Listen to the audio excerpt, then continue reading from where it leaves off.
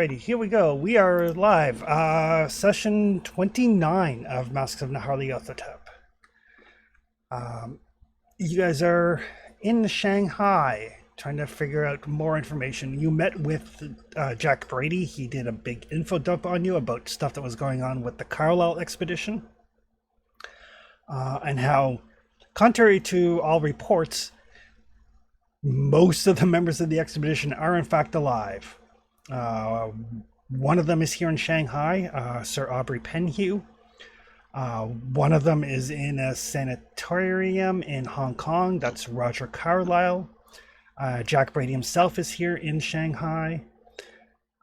Dr. Robert Houston is in Australia, and he doesn't know what happened to Hypatia Masters. But given the fact that everybody else is alive, odds are good she is as well. You've entangled with the various cults in your travels in New York and London and here in Shanghai. The head cultist here in Shanghai seems to be a gentleman named Ho Fan, who has sent horrible monsters to try to kill you. And you guys are trying to figure out how best to stop that before he can do so again. You have decided to investigate or destroy his warehouse. You're not sure which, mainly because Evelyn has been day drinking and channeling Luther. But you guys have made your way to his warehouse. You know that you have a couple of days until these scrolls that everybody is after. These ancient Chinese scrolls that Jack seemed to think were of great importance, and he has a scholar friend of his translating them. They will be finished in 4 days. Jack has gone off to try to rescue his girlfriend. You guys debated going with him, decided maybe we'll sit this one out just in case, but take advantage of the chaos he's undoubtedly going to cause to lure Ho Fang away from his warehouse, leaving the path relatively clear for you guys to do what you would like. On your way to the warehouse, you're probably like a block and a half or so away. You got eyes on a ship, the Dark Mistress, that was in the process of loading cargo out of the warehouse. And the more astute amongst you realize that the loaders, the people moving crates onto the ship, are not, strictly speaking, human. So stronger than normal, right?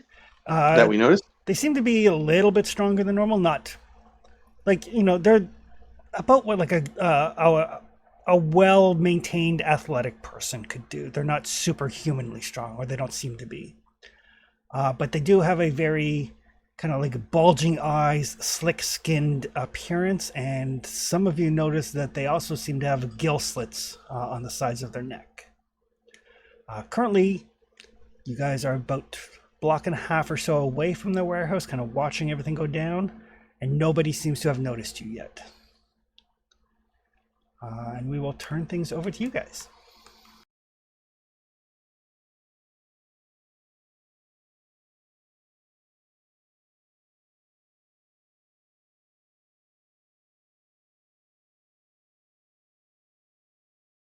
Those must be the people who attacked the pub near the water where our friend was. They sound like they might meet that description. I mean, if a local had seen those attacking a place, I think it would have ended up like that in the journal. So, pretty sure we have the right boat.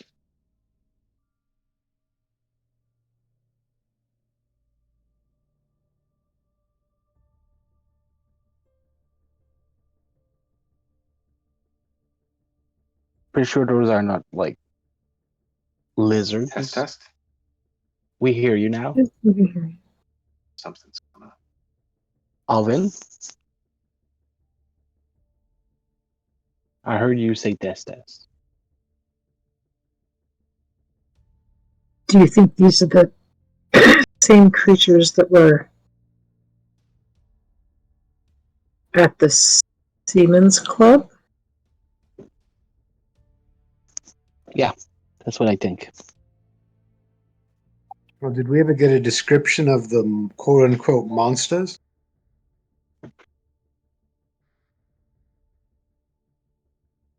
Now, test. Yes, Yeah, we we heard still it. hear you. The only thing that they described in the newspaper was that they saw strange creatures emerging from the water. There was no description otherwise.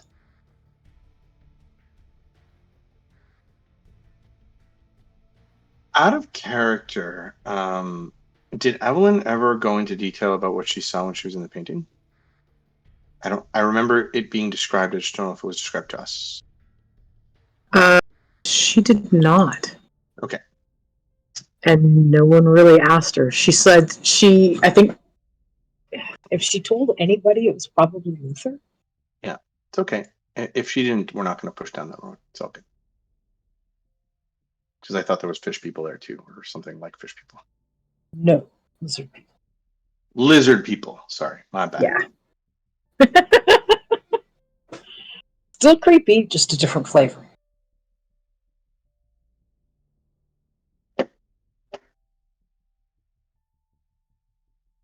Chris, I want to confirm something. It was something that was on my mind at the end of last game, which sparked more than our interest, was the fact that Hofang did not seem to be panicking. We assumed that when the attack was going to happen, he was going to book it to his palatial estate.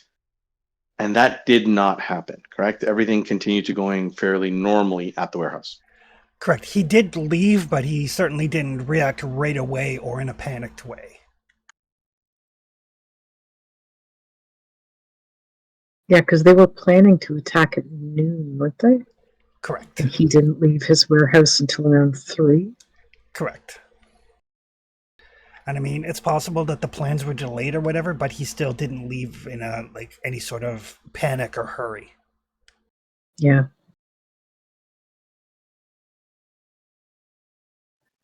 Hey, Chris, quick count. Can we tell how many of this fish crew there are? Yes, absolutely. There looks like there's probably 4 or 5.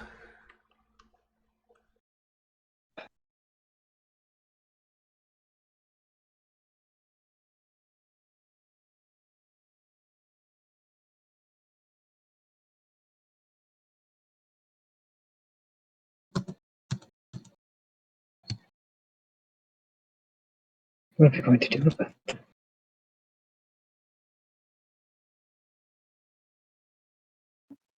Chris, I might regret this later, but can I do a Cthulhu Mythos roll for about these guys? Absolutely. Oh, no.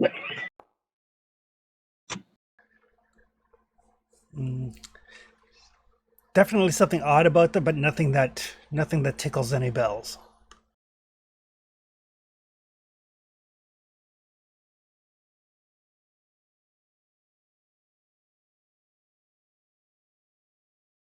And the count was not.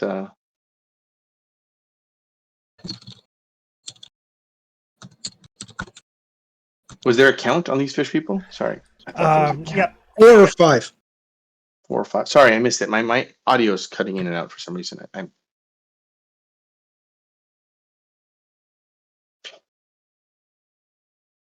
So Alvin's going to try. So what's the plan? I know that we wanted to stop the boat, but we can't do both.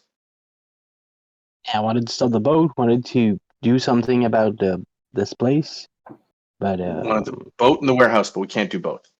if the fish people are as the lizard people, they're going to be strong and very dangerous. If. They might not be. Oh, they might not be. Just don't know what to deal with. What we're dealing with. Magic. Sorry. You just went really robotic, Amy.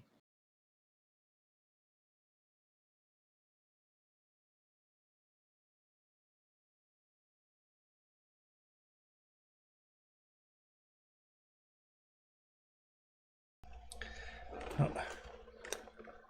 I don't know if his audio issues are acting up worse or not. I don't know either. Hey, Chris, is there anyone that looks quote unquote normal among that crew? Yes, there is somebody who seems to be giving kind of directions.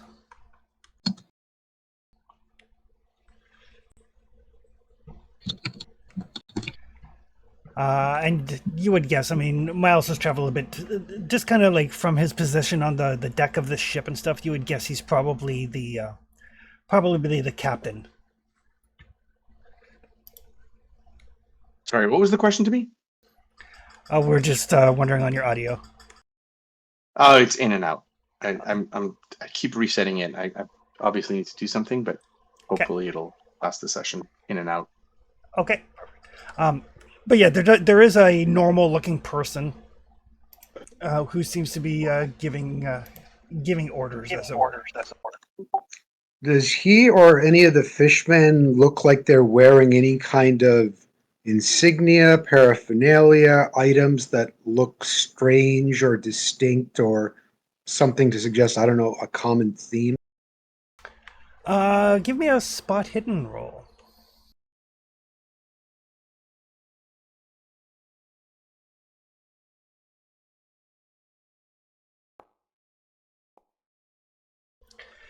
So yeah, as you're kind of looking, he does seem to have a necklace. It's too far away to make out the details, but it looks out of place amongst his kind of like seafaring garb. It's the sort of thing, if he was working on board a ship, it's the sort of thing that you wouldn't want getting caught in machinery or anything like that. So it looks out of place, but you can't tell what it is.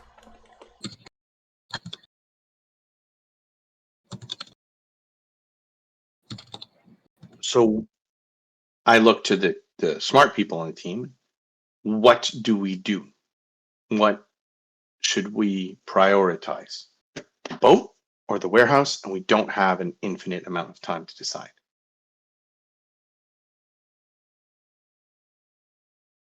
I think the warehouse.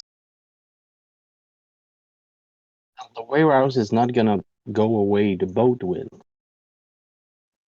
But our opportunity to go to the warehouse with the distraction might go away.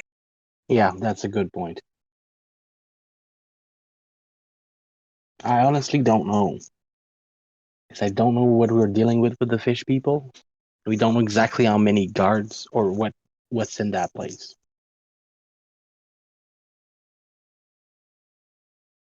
I'm trying to think of a plan.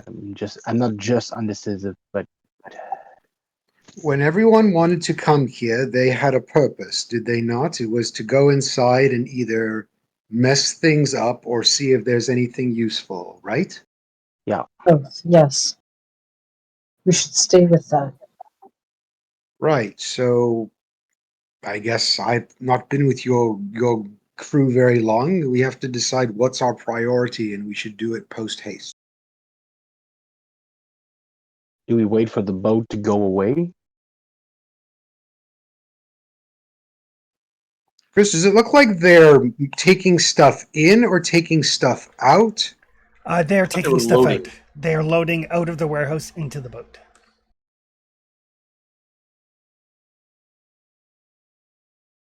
So potentially things, and Alvin will say this, so potentially the things that are the most valuable are getting moved out of the warehouse into the boat.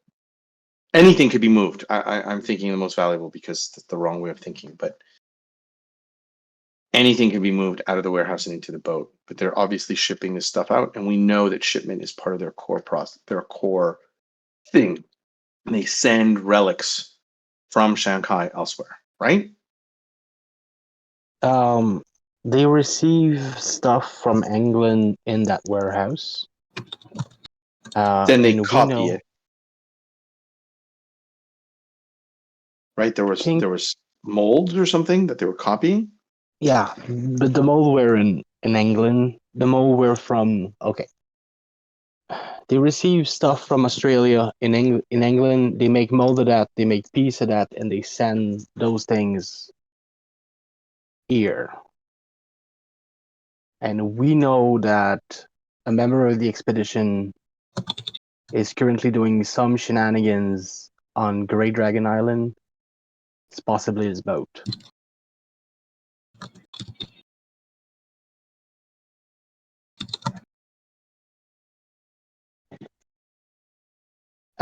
Chris, Yep. is it the same boat that brought stuff from England to here? No, it is not. Okay, so it's another one, but we know about this boat. Yeah, this is much more along the lines of like a small personal yacht or similar, as Okay. opposed to an actual like large shipping vessel. So this is less a transportation boat, and it's more like a pleasure boat that's being loaded with stuff. Yeah, Then Alvin will say, well, then I definitely, considering the size of the boat, I'm not saying that scary things come in large packages, but I think we prioritize the warehouse. And what we know is that this boat is probably going to Great Dragon Island. It is a shorter Yes. trip for a smaller boat. So we could rendezvous with it there.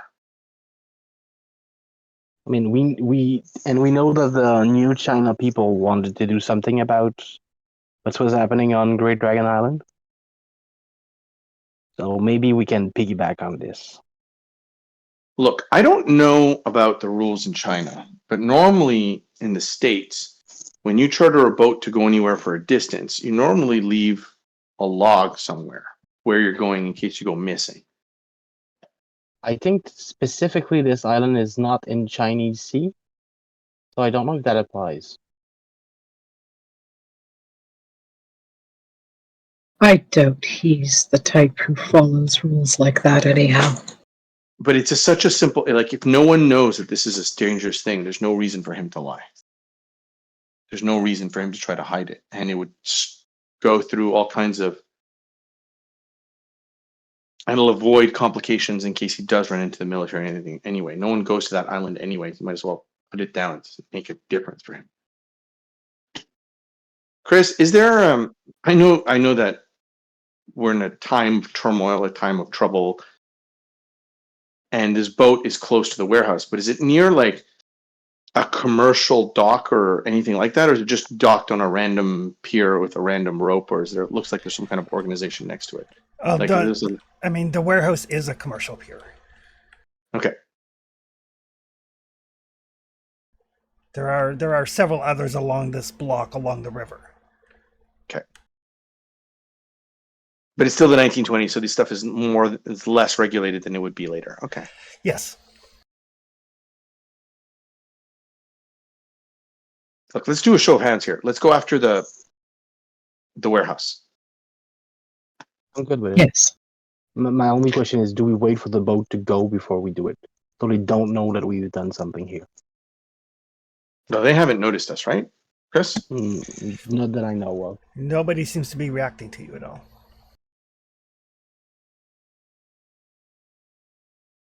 I say we go to the warehouse. The more time we spend here dawdling, the less time we have trying to execute. Sounds good. I agree. Chris, it's what, mid-afternoon, late afternoon? Like 3:30 in the Yes. afternoon.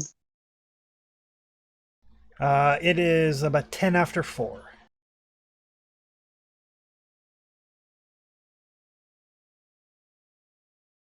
Does anyone remember what our first step was going to be? Is it to infiltrate and then try to burn the place down? Is that it? The plan? The impression I yes. got was you all wanted to go in there and just basically ransack and destroy. I don't think there was any real rhyme or reason or concrete beyond fuck shit up. Well, we wanted to take as much as we could. Anything And we burn could the take place with down. us. So loot And then burn the the place down. Yes. Well, we know they're still mucking around here, some stuff for the great plan. Maybe we can interrupt that if we Okay. get inside. So, Chris, how does Alvin go about scoping this place out and then finding the best way in? Because all the information we have is secondhand to the series of what are they called? The students. Yep. So, how about I do a preliminary pass, figure out what's our best way in, and then get everyone in, and then we'll decide what we do when we get inside. So, let's start with getting in. All right, perfect. So yeah, so you kind of branch off from the group to kind of get better eyes on the warehouse. Here, I'll just move you guys over to the kind of the warehouse map. So you can see it's basically it is 2 stories. One part, like the large part, is the warehouse storage area, which has several double doors leading into it for trucks and the like. And then there is the front area, which is where the offices and the like are. Safe to assume that over here, why is it not pinging?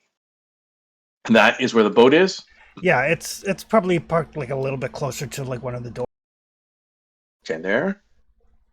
And my second thing is the front gate. I'm assuming is this piece over here on the left. It is, yep. And then there are the double doors that lead into the actual storage area.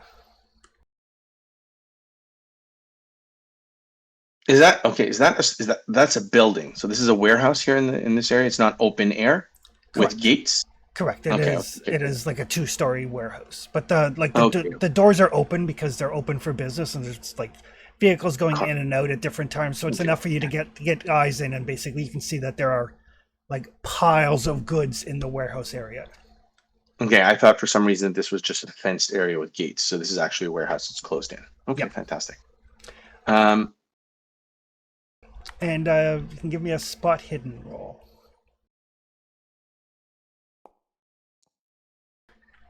Ooh, I will spend the luck on that. It's 3 points and totally worth it. Oh, that was so Yeah. close. All right.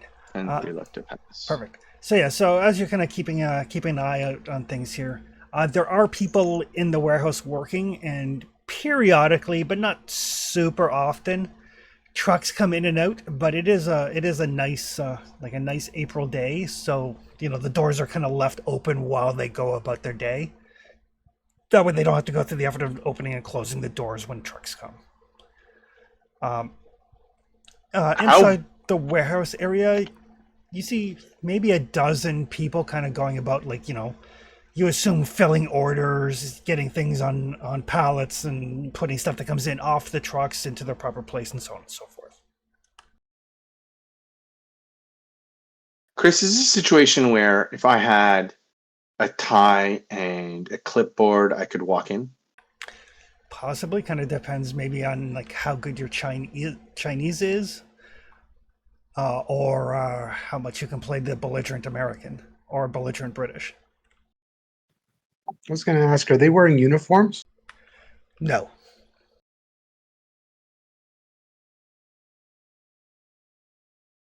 If I didn't try to blend in, what is my best way, or Alvin's best way in here? I mean, it'd be like, I assume that so anyone can wander in from the outside. The front doors probably has a reception area that looks like a couch or something like that. So there's probably a reception area that automatically get accosted there.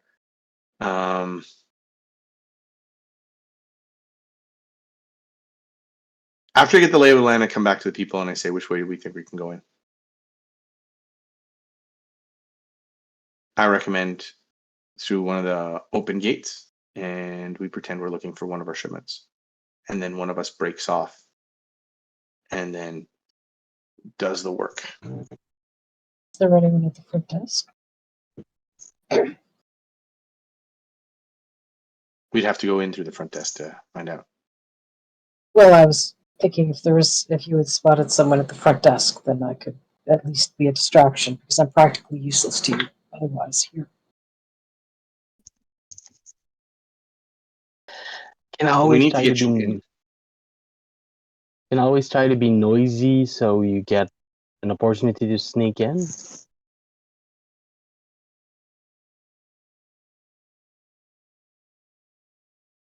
Is that the kind of plan you're envisioning? Well, that or take up the time and energy and attention of whoever's at the front desk, so they're at least not noticing you go in. If you go around the other side of the building.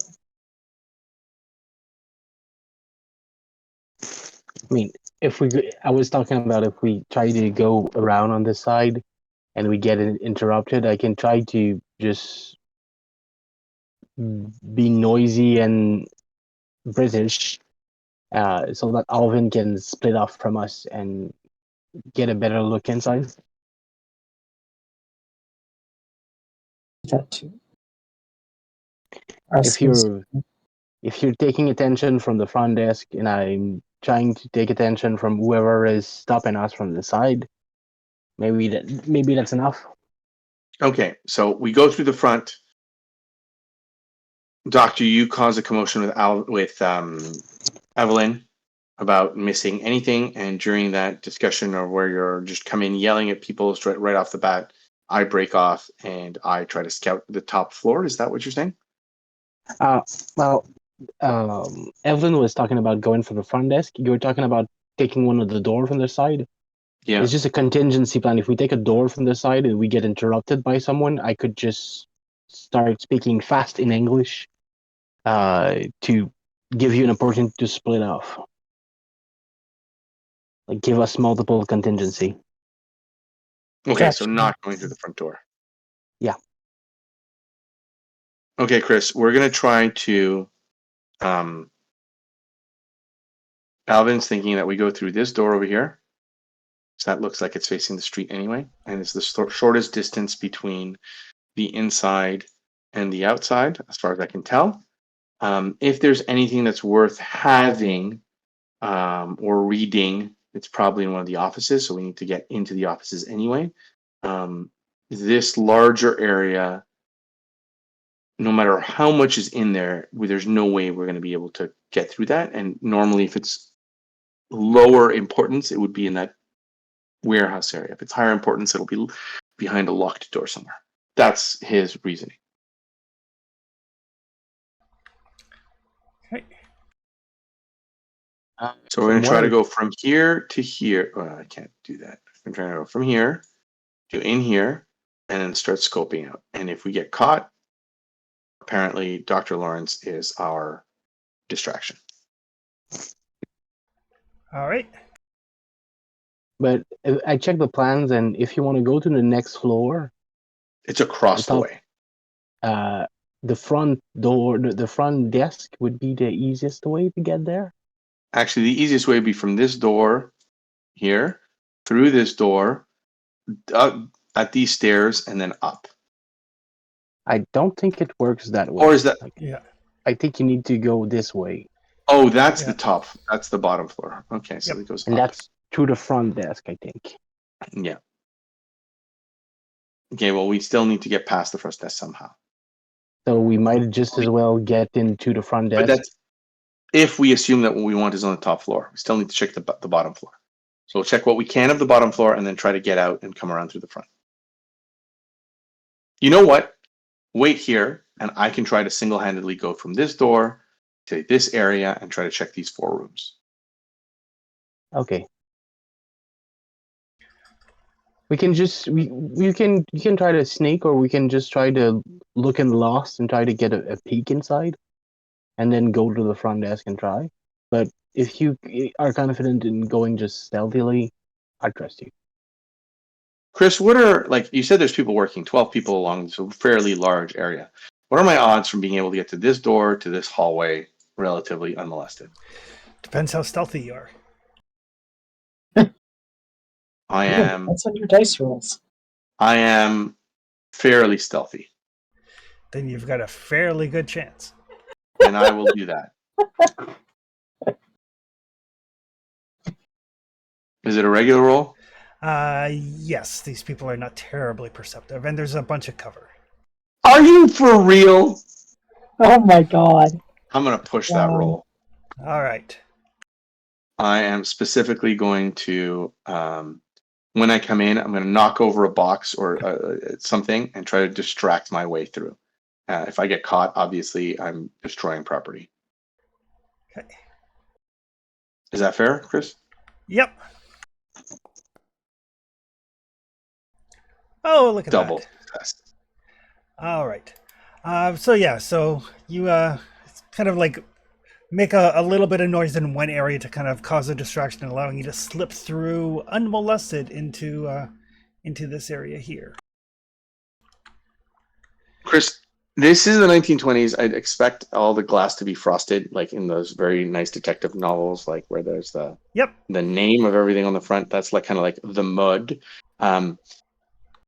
But I'm assuming everything is going to be in some version of pictograph, Mandarin, or Cantonese, or however it goes. Very much so. But you Okay. can see enough through the frosted glass to identify that these are offices. But is there people in the office? This is the question I'm looking for. There's people look like they're busy typing away, and In all four of them? in 2 of the 4. Okay, then I go into one of the rooms that is unoccupied. Okay. And yeah, it's just it is a regular office. There's nothing out of sorts here there's no giant like altar to a cult worshipping monster or anything like that. No, there is not. Everything is in Cantonese or Mandarin, so I have no idea what it says. Correct. Is there anything that has the name of the boat outside?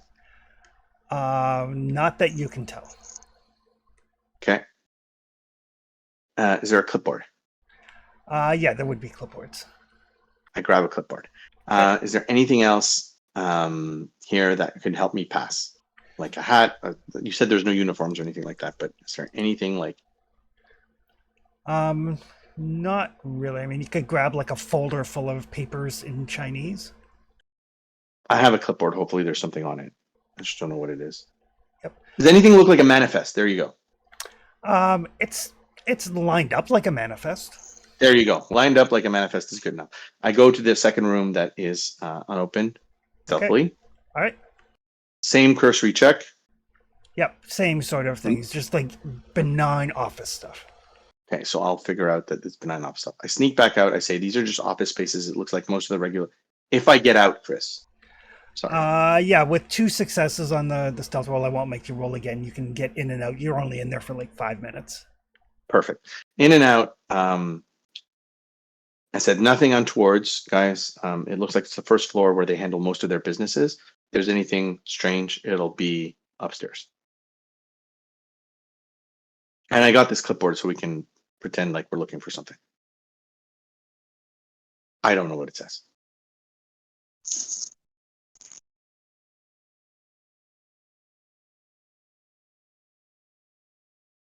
That's what you see when you come out? Yeah. Okay. Sorry. Seems I missed the part of you coming out. Sorry. I come out and I tell you guys, it looks like those 4 offices are the offices on the main floors where most of the business is conducted. It's very mundane. I suspect that anything is 1 floor up. Nothing that I saw would be untowards.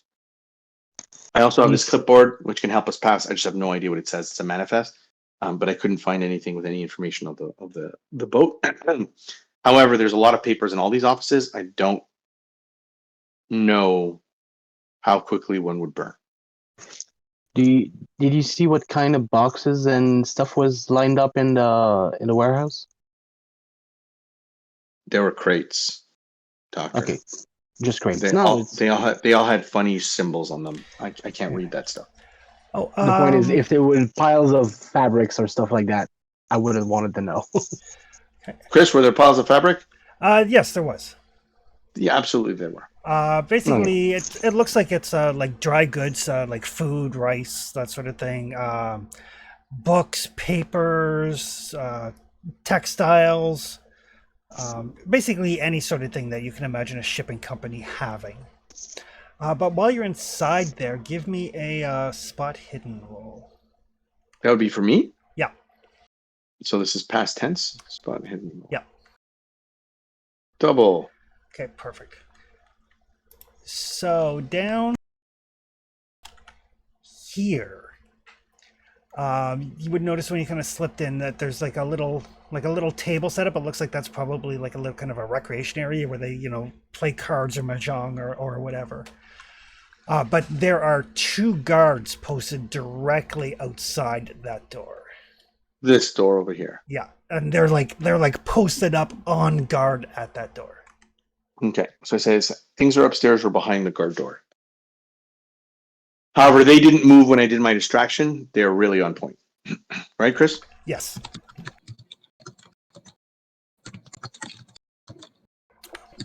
Actually, with the hard spot hidden, it would seem as though their job is to guard that door. They don't give a shit about what else happens. Mm-hmm. And they're not fish people. With my fish successes. They did not seem to be. Okay. They were guarding which door? The door down here, bottom left. Okay. Okay, I see it. I see your pointer moving, so. I didn't see any other No. windows, right? No windows on the ground floor. From the outside, there are windows on the second floor, Mm-hmm. but no ground floor windows. And no windows that lead to this area either. None.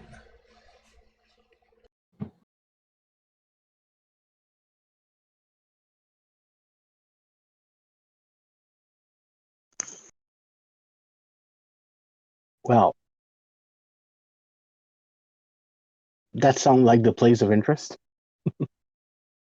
Remember, we're not here after places of interest. The places of interest are secondary to the destruction of the property. Yeah. But if we just burn rice and dry good, we're not doing what we're planning to do. Chris, the entire thing is wooden, though, right? Yes. So Except if we manage, except for the tile roof. right? So if we manage to start a fire, I'm assuming that the OSHA rules are fairly lax here in the 1920s on a dock in the middle of Shanghai. Chances are good. Chances are good. That would be the During a most civil war. incredible- I don't see any safety helmets in here, and I don't think anyone's wearing closed-toed shoes. That would be the craziest character concept for a Cthulhu game. An OSHA inspector just terrified by all of the Everything. violation. Yeah.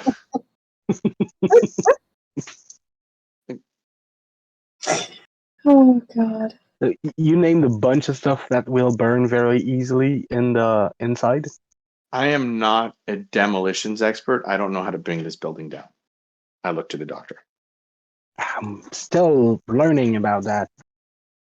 Have you Couldn't we seen make any? a whole bunch of alcohol firebomb? Oh yeah, we can Mhm. definitely set that We place on absolutely fire. But would. if we don't set the fire in the right places, they will be able to extinguish it before it does any real damage. Did you see any main roof support inside? Pillar? I no. Okay. The only thing so it looks like it's 4 walls and a roof in the dock area, and then the actual building structure has a few walls. I have no idea what a retaining wall looks like, but it looks like an extension of the warehouse. So I'm assuming it's just walls, but I don't know anything about architecture. We gotta make sure that we have a big enough supply of combustible for the fire that is close enough to a wall to create a collapse. But if the thing we need to burn down is in that room, oh, Chris, I had I guess I don't know what to call it, exceptional hard successes. Yep. Did I see anything that would be? The word isn't fire retardant, but do I see any system or any buckets or a bucket brigade or a pump or anything that could bring water very quickly from the dockside into the thing if there's a fire? Like this place is not most secure place. So they must have had some kind of scares at some point in time, and they must have had some way to deal with them. And is there anything like that I've seen? There are buckets, but they've only got, not a terribly large number of people working here. So Even if half of them run, it's fucked. Yeah. Okay. And while you guys are, discussing this, you hear like the kind of the blast of a steam horn, and from your vantage point, you can see that the Dark Mistress is starting to pull away from the dock. It's gone.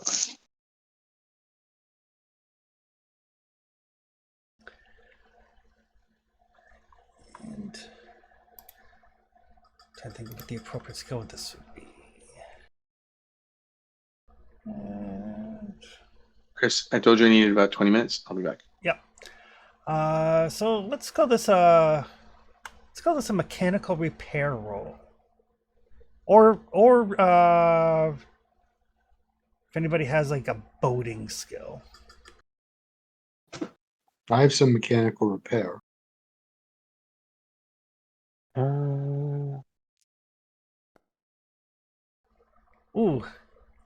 We're all getting the bad rolls out early. Ouch! Holy That's shit! the second 99 we get today. I am just impressed. I think I'm terrified. So what you're saying is I need to throw some skeletons into this. Damn, the skeletons are already there. There's Yep, there's skeleton. 2 on top of the 99. All right. So as you watch the Dark Mistress go there, Miles, there's something seems a little bit off about the way it's moving, but you can't put your finger on it. Okay, that was a mechanical use. Nothing to do about swimming, eh? No, boating or piloting. I'm gonna try mechanical repair. Okay. I'm not that good at it, but just in case. And we need to roll. That's how the games advance our skills. That's right.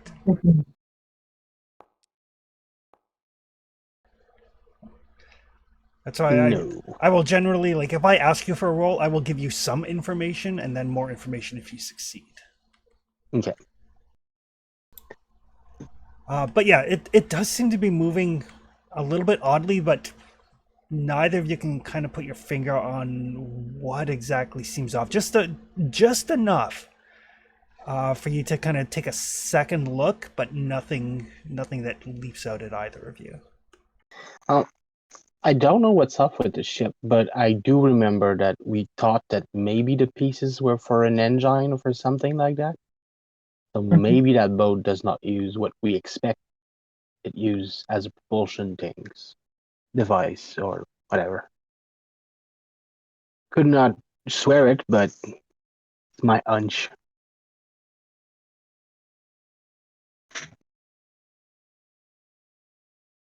Maybe the fish are underneath pulling. Sorry? I said maybe the fish people are underneath pulling it. Somehow I doubt it, but The I've boat heard is just sitting on top of a big squid and swimming underneath. That would be a problem. just a little bit. So, my guess, if we want to do as much damage as we can to that place, is if the fires start the closest to the wall in a pile of stuff that burns, it would do the most damage to the structure. Mm-hmm.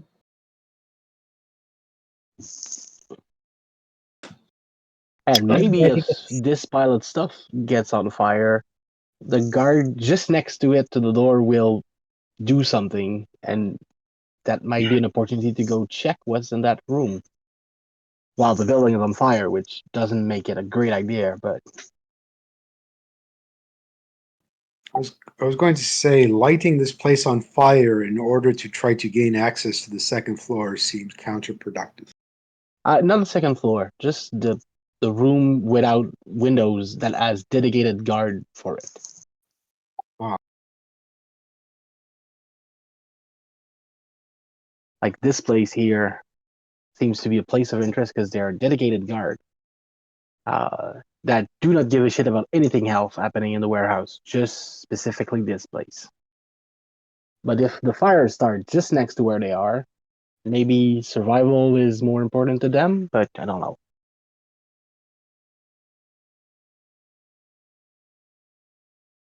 The other option is trying to brute force our way to that room. If we want to know what's up there before setting all the places on fire. I personally think I prefer the fire distraction option. So we set fire to the pile next to the door, and then see if they take the bait. If the door on the other side is open too, maybe someone could sneak there, and if they take the bait and run away, just take a run and a peek inside. Yeah, that door is open for business. So if we could, like, not explode them, but just put a couple of firebomb in that pile, and then throw one to start the party, fire could rage quite strongly here and try to burn the walls and the support of the building and maybe collapse it. And it's fairly close to the center of the building, too. And they might have to fight toward the flames to get to any water. Yeah.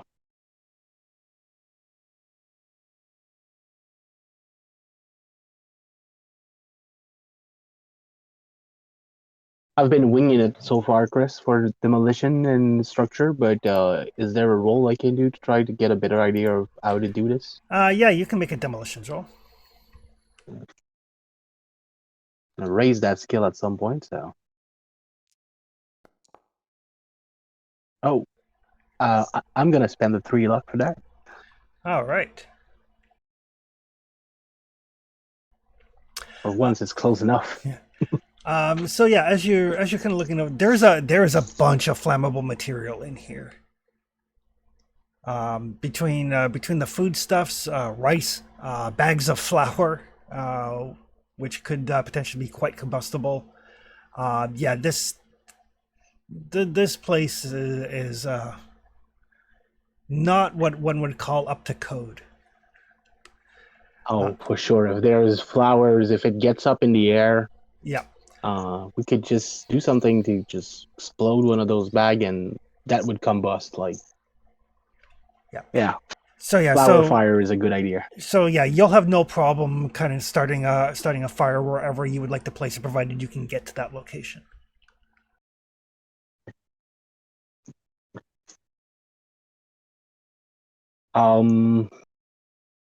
Okay.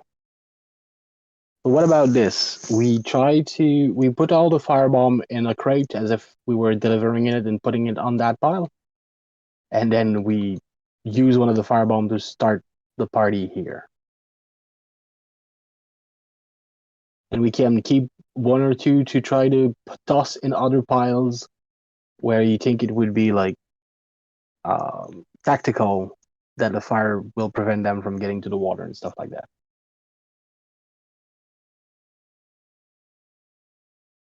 Does that sound like a plan? As good as any.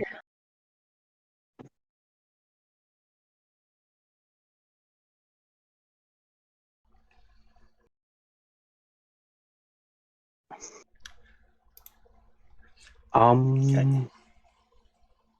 All right, so you're going to plant a couple of the fire bombs and then try to set it off? Yep. So I will need a stealth roll from whoever is going to try to plant them.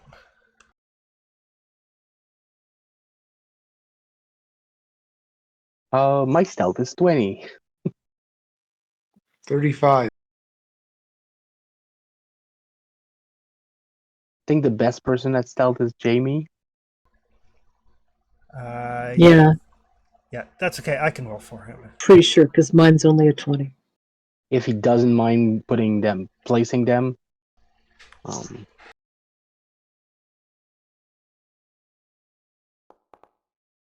and we can place someone to try to take advantage of the people leave the room after I start the party. All right. Perfect. So, And I'm gonna put something on my face to try to cover up from the smoke and hide my identity. okay, easy enough to do. All right. So, yeah, Alvin takes a couple of the Molotov cocktails. Goes into whereabouts did you want them placed? That pile here, That pile so there. that it so that it affects the wall and is close enough to the where the guards are to panic them. Gotcha. All right. Yeah, he can slip right in, get those into place, no problem at all. And then whoever is going to throw the Molotov needs to make a throwing roll.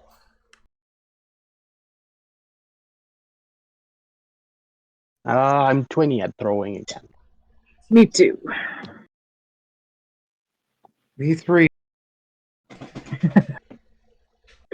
No one is specialized in throwing things. Nope. The big game hunter's better at both of us, though. Better Every than both of us. I went for guns over If throwing we my shot That's fair. the pile of Molotov, would that start them? no, that would spread alcohol everywhere, but it wouldn't actually ignite it. Okay. Oh yeah, that's right. There, it needs the lighted up rag to start. Yeah. Yep. So everybody has a 20%. So whoever feels lucky. Oh, I thought Mark's character had a 23. Nope, I have the base 20. Oh, I can try to be useful. This is gonna go. My luck is right now 18, so I don't Well- feel particularly lucky. My luck is 86. That doesn't mean that I'm willing to spend 50 of it in one go. We'll see how it is. But if you have to spend like 5, Knock on you're wood. in better position to do it. Oh yeah, absolutely. I'll spend anything under 10. Oh, look at that. Look at that. When it's about arson, Tomorrow, Desi's Evelyn doing is it. on. When World War II comes along, she's gonna play on one of those women's league things. There we go. Little did we know that Evelyn had a baseball career at one point. My strong cane arm is what that is. She's used to throwing the bottle away. Stop drinking.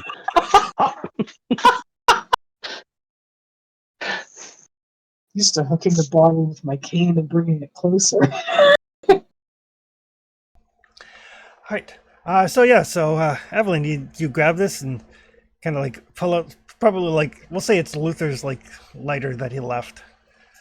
Sure, Kind of like seems appropriate. light the Molotov and let go with surprising accuracy.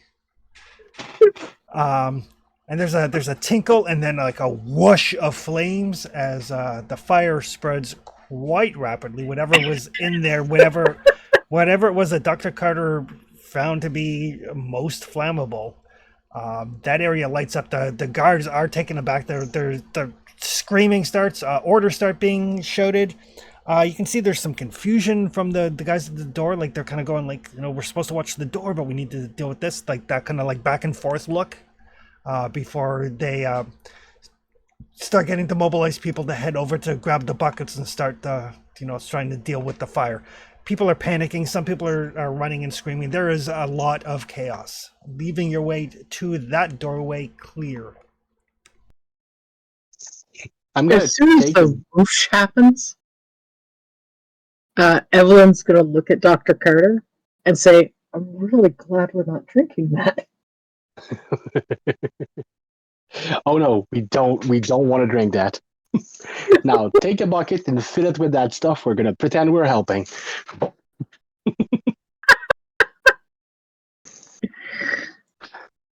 So we're gonna try to sneak to that door by the other side, and I'm gonna just grab a bucket to try to look like I'm helping.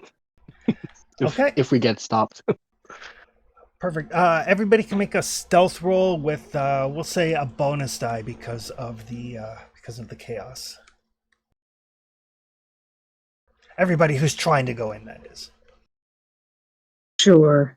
Well, I probably shouldn't. I'm going to stand out like a sore thumb. Nobody's going to How do you believe I'm roll? Oh, helping. you just click +1 for bonus die. Yep. Oh,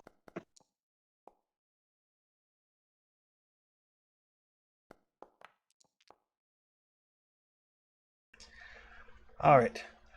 So Alvin gets an extreme success, so that'll be enough to be able to basically direct two other people. save me from myself. Yeah. All right. And you guys basically get to that room. There is like a padlock on that door, and like a very stout, well-made padlock, but it is currently open because they haven't had a chance to lock it up after whatever it was that was happening.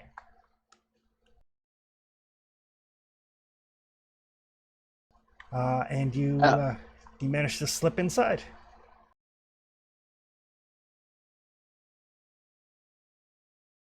So they forgot to lock the place. That's what you said. Yeah, it looks like they didn't have an opportunity to lock it up. Like, Okay. so. I'll make it a point to close the door as close to what it was before we entered to try to minimize suspicion. Perfect. All right, and it's already getting quite warm, and the fire is spreading, and the smoke is thick. But inside the storeroom, I will get folks to give me spot hidden rolls.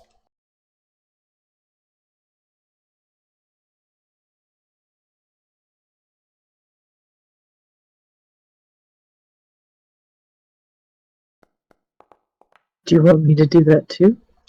No, just the people who are like inside the storeroom. That's what I thought. Wow. You guys are eyes wide open.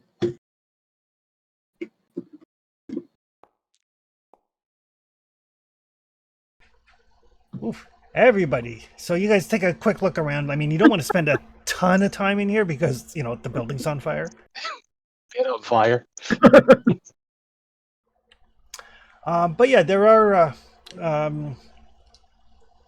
You do notice in the corner of the room,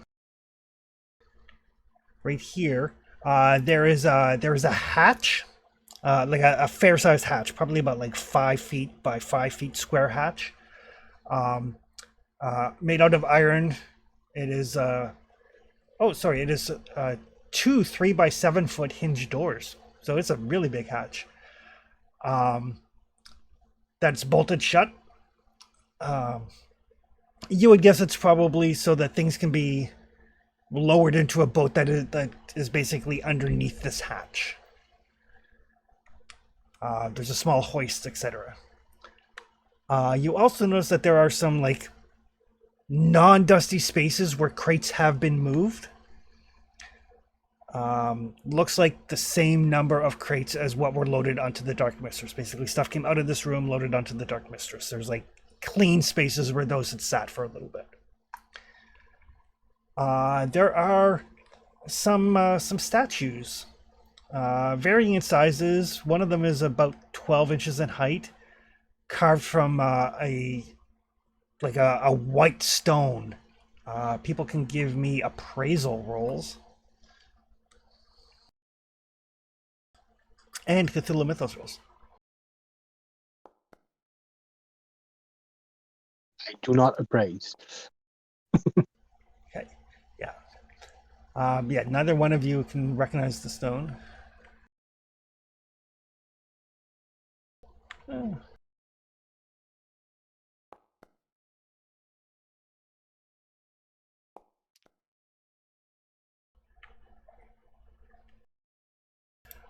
So yeah, it's like a kind of a repulsive female form, very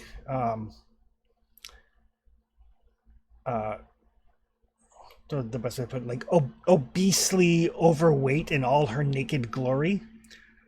You're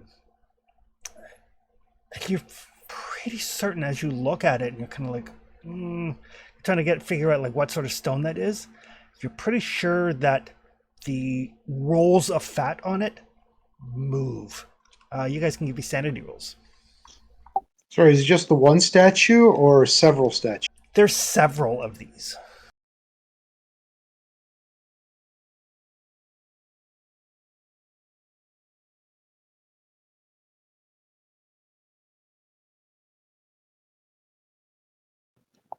Sorry, you said sanity? Sanity checks. I am very sane. And how? That's what they all say.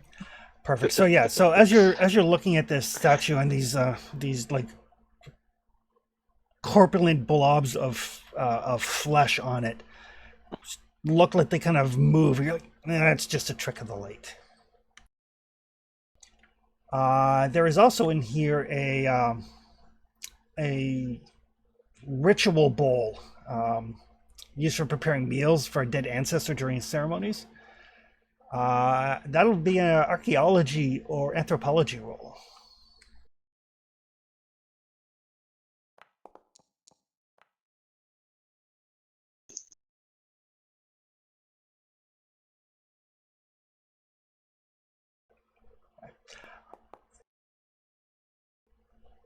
Right. So Dr. Carter, you recognize that as being from the Zhao dynasty. It's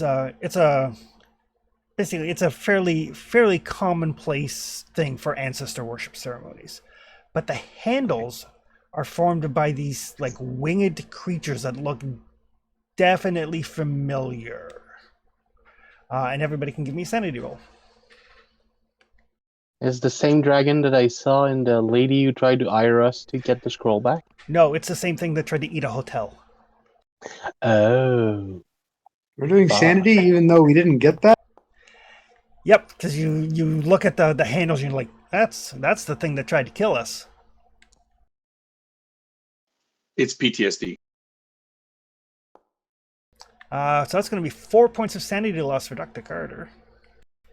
As you let out a little bit of bile starts to rise in your throat, and you realize that, oh, yeah, that's the thing that tried to kill us. Sorry, Oh, what does it look like again? The handles of this ritual bowl look like hunting horrors.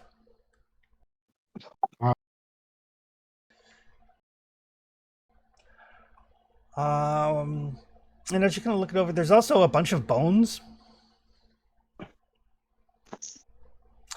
They do not look like either human or animal bones.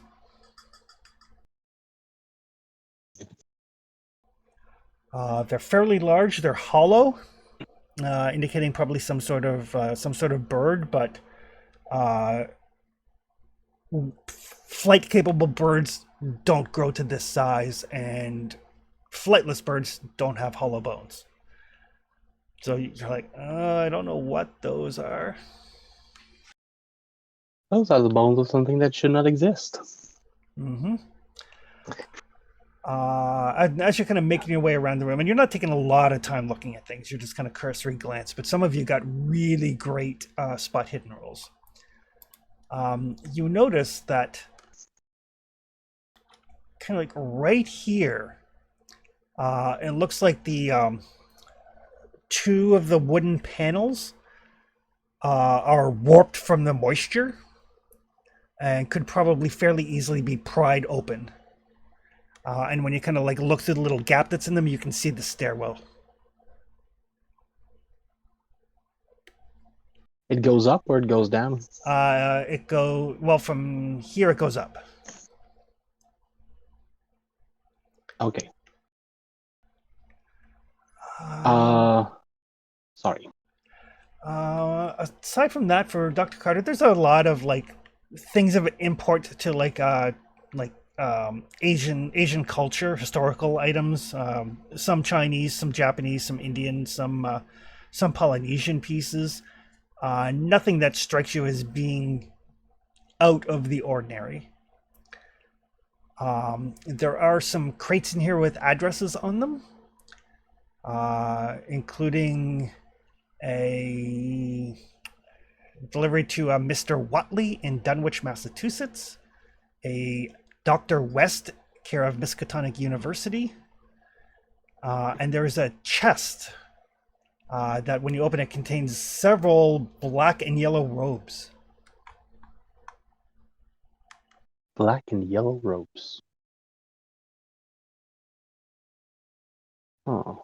Can we take a pair of that in case we need to blend in later? Sure. I mean, odds are with the fire that is raging outside, the stuff that's in here is likely going to be destroyed. Well, the bowl, I believe, might be used in the ritual that sent us the auras at night. So if we get that, maybe he can do it again. So I'm gonna grab that. Probably gonna grab a couple of things that feel of cultural import. Okay. Even if they're not like Cthulhu mythos things, just Dr. Carter being conscious of the damage he's causing.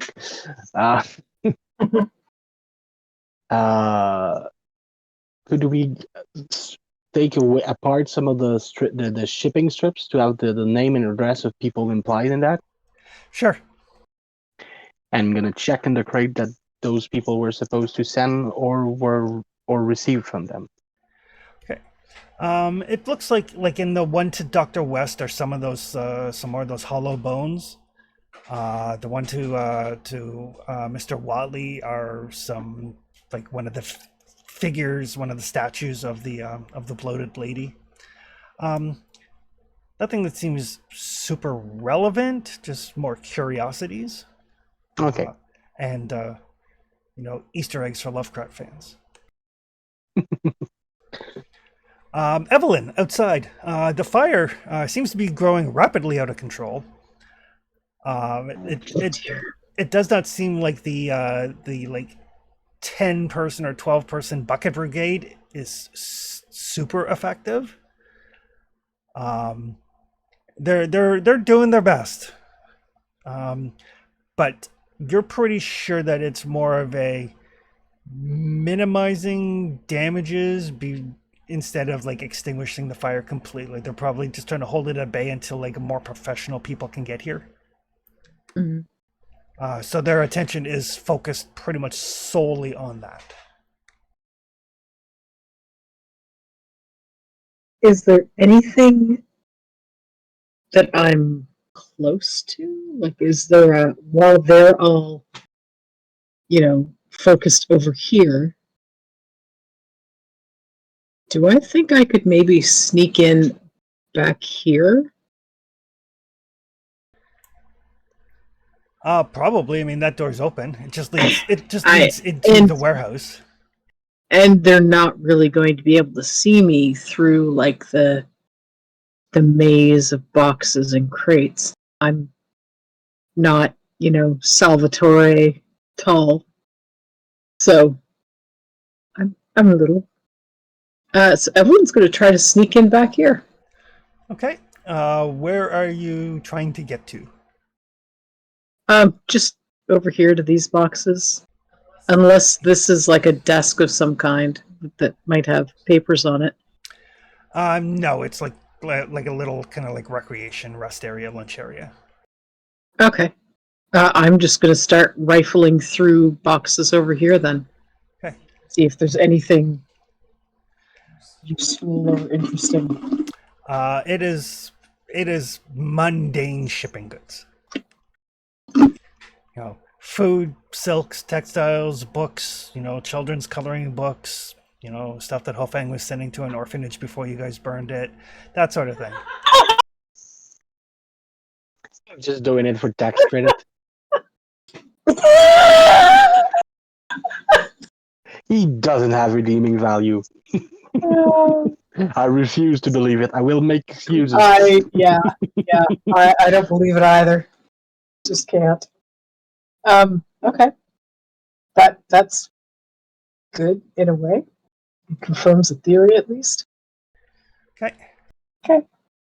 All right. Those of you in the storage area, what would you guys like to do? Like I said, I'm grabbing the bowl, a few things. I'm probably gonna grab a bone or two. Okay. Which one I can actually grab. I'm curious about the red and yellow robe, so same thing.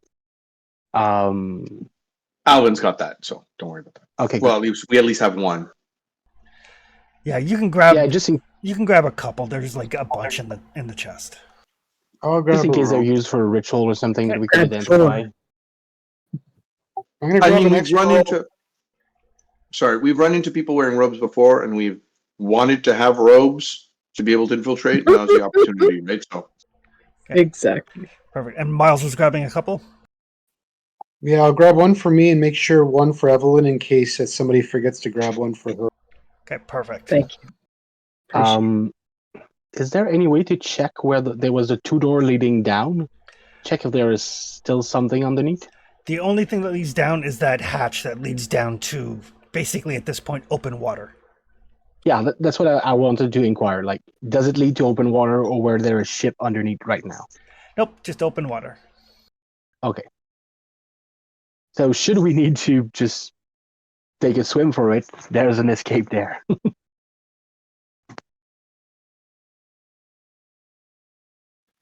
Chris, do the robes Uh, have any kind of pattern or insignia or regalia or anything on it? They do. You can give me a Cthulhu Mythos roll. OBOR.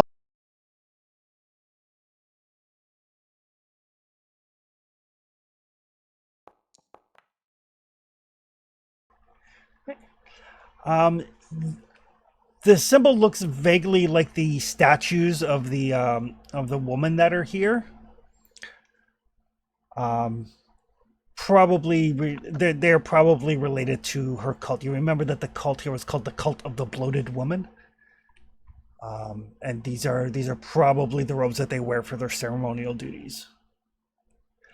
You can't determine whether any of them are like denote any specific rank or anything.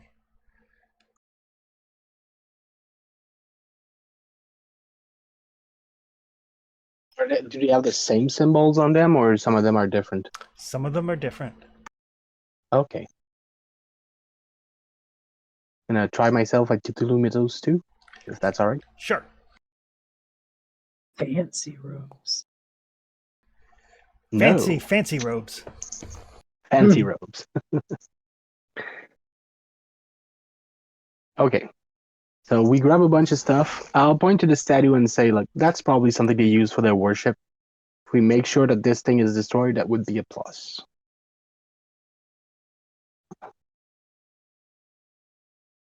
And those planks seems to be priable. We could access the second floor through them, if I understand correctly. You could. Do we want to rush the second floor?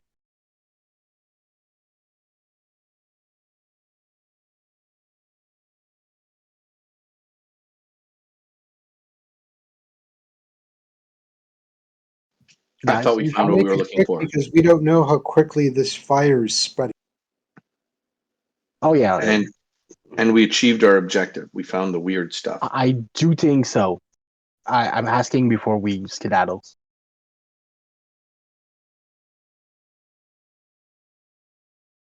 Um, what is the statue made of? Some sort of stone. Some sort of white stone.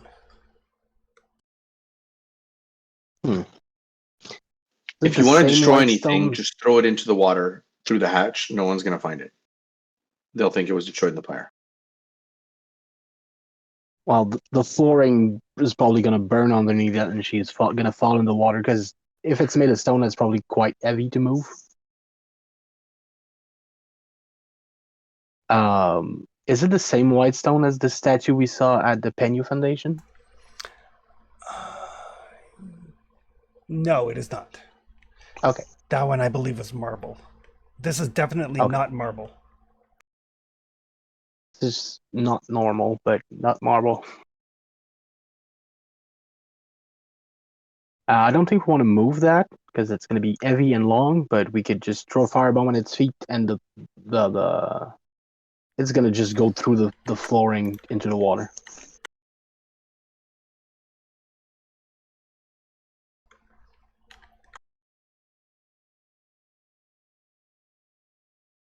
We can peek through the door and try We to. can also start a fire here when we go. Yeah, that's what I'm saying. Just start the fire here and let's get out of that way.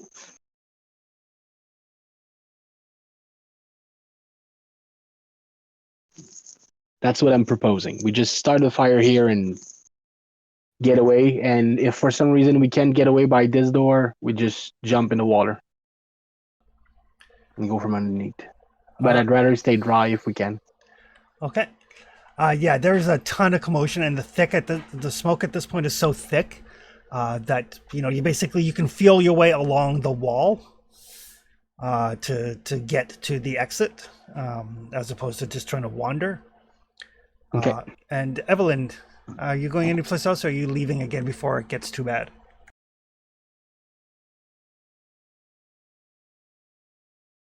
Oh no, I'm gonna leave. Okay.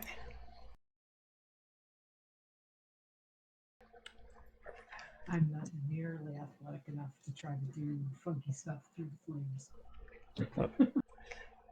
You're like, Mike got real quiet again. Yeah, I was about to say, Anita, I didn't hear that. I don't know why. All I did was stand up. Apparently, your volume is attached to your knees. No, I said Evelyn's not nearly athletic enough to do anything funky through the flames. Okay. And we don't want her to swim, so I'll help her out specifically. Okay. Perfect. So unless anybody is hanging around to do anything specific, you guys can easily take advantage of the chaos and the smoke and the fire to make good your escape. We start a fire here before we leave Sure can. to make sure that the statue and stuff is destroyed. Burn it all. And So we're not going upstairs, right? No, we're not going upstairs. We are Okay, hoping the just fire confused. that I was mentioning upstairs because I saw a way, and since it was my perception roll that spotted it, I wanted to make sure you knew before we took our decision. But I think we should just leave. Start the fire here, and then just leave. Fine by Hopefully, I have the bowl that they used to summon the terrible thing that attacked us, so they won't be able to send another one after us. And for now, they think we're dead. So let's keep the illusion alive. All right. Perfect. So everybody gets out of it. I mean, you guys are like, kind of like smoke stained and coughing a little bit, but none the worse for wear as you make your escape. And as you guys are leaving the warehouse area, the people are on their way to help with the bucket brigade and to help get the fire under control and so on and so forth. Dr. Carter, given your knowledge of demolitions, they'll probably get the fire under control at some point, but it's going to be a long while, and there's going to be a ton of stuff damaged in there. The building may or may not collapse, but significant damage has been done. And I just want to confirm here that we started a fire in that other little room, and hopefully it takes not just the. Okay, good. Yep. Hopefully, if the floorboard burns, the statue is going to fall in the water. Perfect. Right. And you guys can make your way back to your safe hotel. Which is the new one that not supposed people to know we're there, hopefully. Radically. Yep. And it's like probably around supper time, around 6 o'clock by the time you get back to your hotel. Good job. Well done, time. Well, just in case we got visitors tonight, I still want us to be in a safe spot at night. But before that, we need to figure out what happened with the assault. With the what? The assault. The assault We need on to the find manor. out what Oh, happened. yes, definitely. But how do we... Well, Chris, how do we even go about doing that? Find out about the assault. Going back to Ferguson's. Yep. All you know is Jack's plan was to rescue her and leave right away. Like, do not pass go. Do not collect $200. But we also know this time there's oftentimes, at least in the U.S., there's multiple pressings a day of newspapers. Is the same true in Shanghai? Yes. So let's get a few newspapers and our interpreter and ask them what they say. Okay. All right. I mean, he was almost a public figure. It should have made the newspaper, right? Jack? No, Jack was keeping a very low profile. No, Hofeng not is what I Jack mean. Ofang. Oh, Hofang? Yes, Hofang is very much so. There's reports that there are, student uprisings, there was a student uprising in, the area where Hofang's mansion is.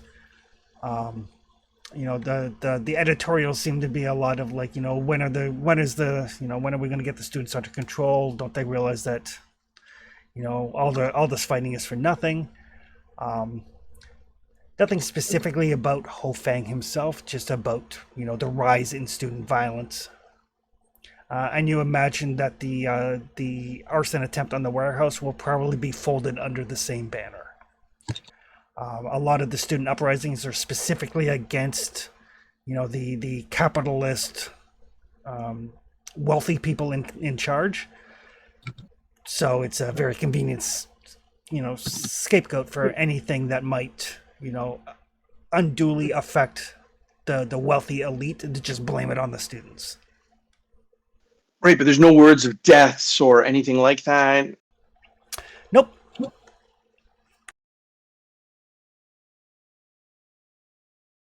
Just violent I miss uprising. cell phones. Yep. Violent uprising.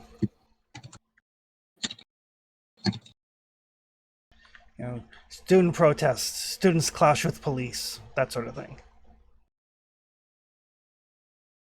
So at the very least, you know that the distraction probably happened.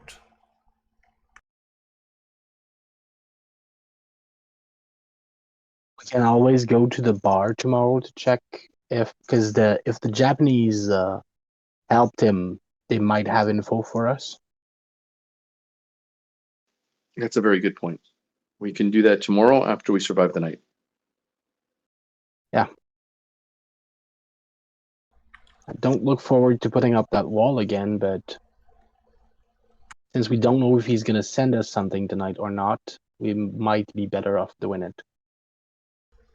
But we have the bowl, right? Yes. It's my guess that he's using it to summon that thing because it has representation of that thing on the bowl. I'm not sure of that. And he might have a second bowl. Yes. Everybody should always have a backup ritual bowl. Is the Blind Lord of Chaos another name for Nyarlathotep? You can make a Cthulhu Mythos roll. Some people don't learn from their lessons. Oh, I don't. I don't learn. Do I want to spend luck on that? Okay, hold on. Does succeeding mean that he has to do a madness roll or like a sanity loss later, or does that already happen because he made the roll? No. It'll just it'll determine what he knows about Nyarlathotep and the Blind Lord of Chaos. No, I'm gonna spend 7 bucks. All right. No, Nyarlathotep is not a name for the Blind Lord of Chaos, or vice versa. Nyarlathotep serves as the herald for the Blind Lord of Chaos, otherwise known as Azathoth. Okay. Because I learned something in my book that allows me to banish the Blind Lord of Chaos. That wouldn't help us Nope. It lets dealing you. with the thing that sent us to unt us. Nope. It lets you summon him too. Yes, there is the calling of him and the dismissing of him. Yep. And if you summon him, he will definitely kill a hunting horror. Oh yeah, and everything else. And everything. I do love the fact that the game gives you a spell that ends its existence into the hands of the player characters. Oh yeah. The question is, do the bad guys win if we end existence? Well, yes. So what you know of the of Azathoth is that amongst this kind of like proto mythology that you found, this kind of one mythology that's kind of hiding behind all of the others, he is the eldest. He is the one beyond, the one that has existed since the very beginning of the universe.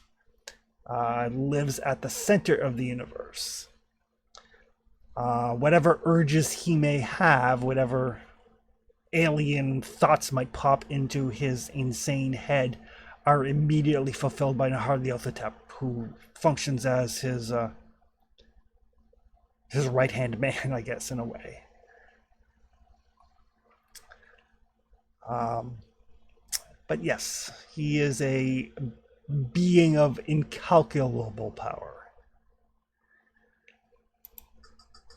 Not one to be trifled with lightly.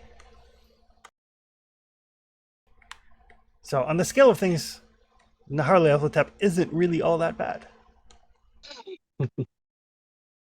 And his relation with the what's his name? Nolep, the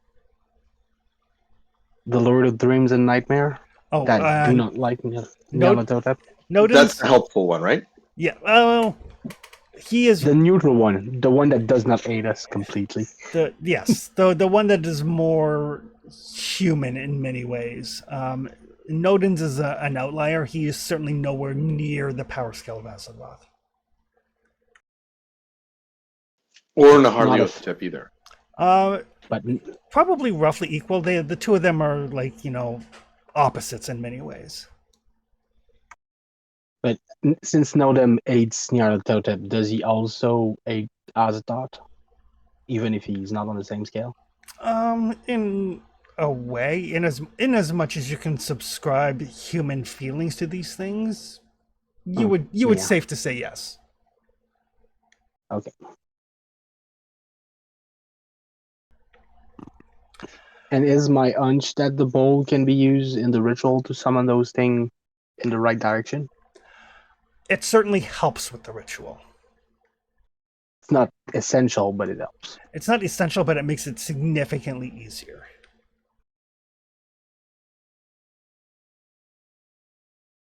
Which also makes the other way true, right? Which means not having it is significantly harder. Correct. Because I have the spell for the hunting orbs. Yep. Kind of know the interaction between those two. Yep. If you use the bowl to catch the blood of the sacrifice necessary to summon the hunting horror, it increases the chance of successfully doing so. Okay.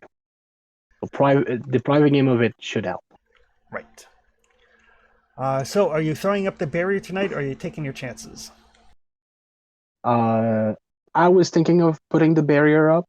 What do you guys think? Yes, we just burnt the place's the mansion attack and his warehouse down. If there's any time he's going to attack, it's going to be now, right? Well, he might still assume we're dead and that it's some other actors doing that. He's also not an Technically, idiot. Yes, I would still put on the wall personally, but I'm asking. All right. So just as an FYI, but the barrier is a D10 sanity loss. Mm-hmm. Of your daily safe limit. If that D10 comes up as 7 or higher, you will be insane. Oh yeah, because I lost 4 a bit earlier. Because you lost 4 earlier.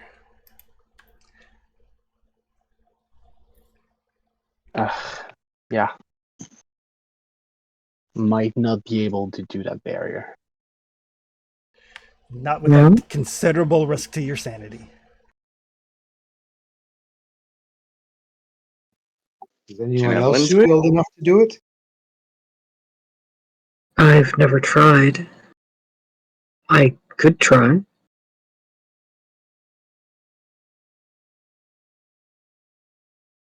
I'll try to do the ritual first. All right.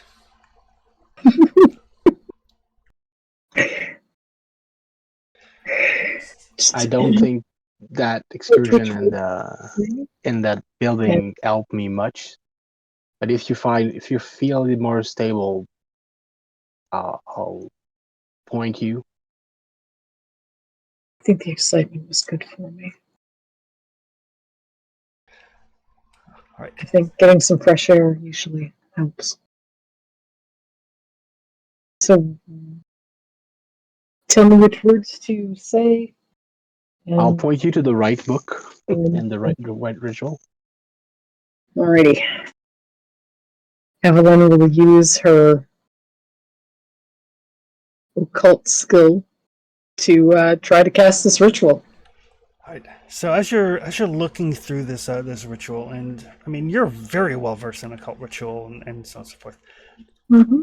This has no bearing on anything that you know. This is calling on like primal powers beyond your understanding, and the phrasing and the words and stuff don't make any sense. The cadence is off. It is definitely not the sort of thing your occult skill can help you with, but you can make a power roll.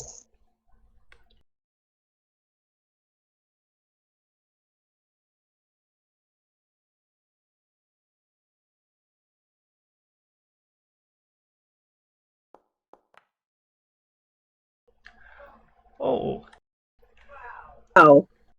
Third roll in the 90s tonight. Ruh-roh, Raggy. all right. So good news, bad news. Bad news is, or sorry, I guess good news first. Good news is, you can elect to push the casting of this spell. Now, pushing a spell when you cast it the first time, it will work. Absolutely will work, regardless of your dice roll. But failing that push roll will have consequences. I get to roll on a little chart to see what fun thing happens. Costs are multiplied. Could be very bad. But it will work. Guaranteed to work. If you don't, because you failed this, you cannot learn this spell from this book. You need to find an entirely different source in order to even attempt to cast this spell again. Oh, God. But if I do push it, I will be able to cast it again Yep, absolutely. based on this book. Absolutely. Man. So, Chris, can you just clarify something? Yep, You can push a critical failure, but what, you can't spend luck on it? correct. And even then, it's specifically like for casting spells, you can push a critical failure. Oh, okay, I was curious. Yeah, because it has its own set of bad stuff.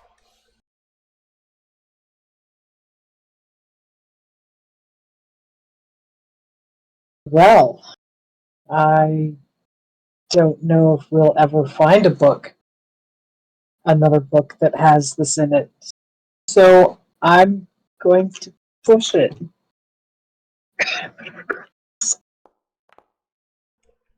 Okay. Did you just push it? Nope. Oh, I just need some numbers for some things. okay. I What mean, do I need usually I to can push cast it? that spell. It's just not today. All right. But we could always stand guard with guns and try to fight our way through the night.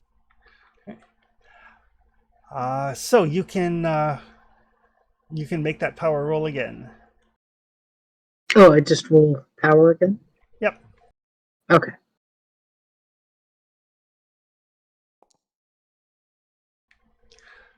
All right. Ooh, a regular Much success. better. Okay. Just barely. By Okay. 1 point.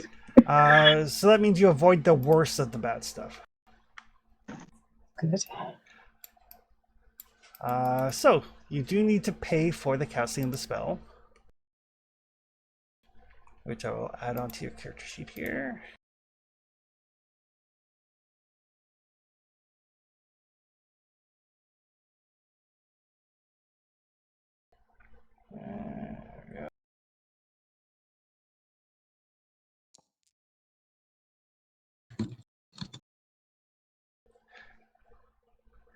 So, how many of your magic points would you like to sink into it? You have up to 8.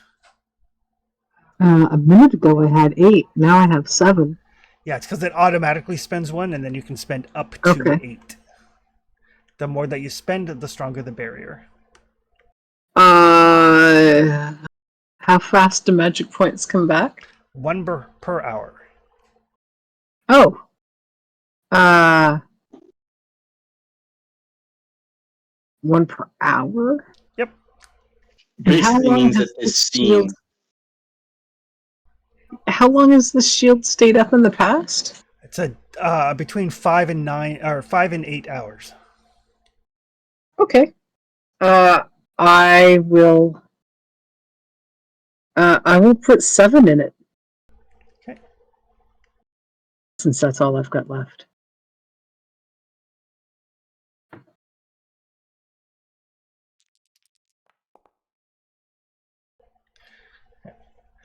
Perfect. All right. And you also lose 4 sanity, which is not enough to make you go insane.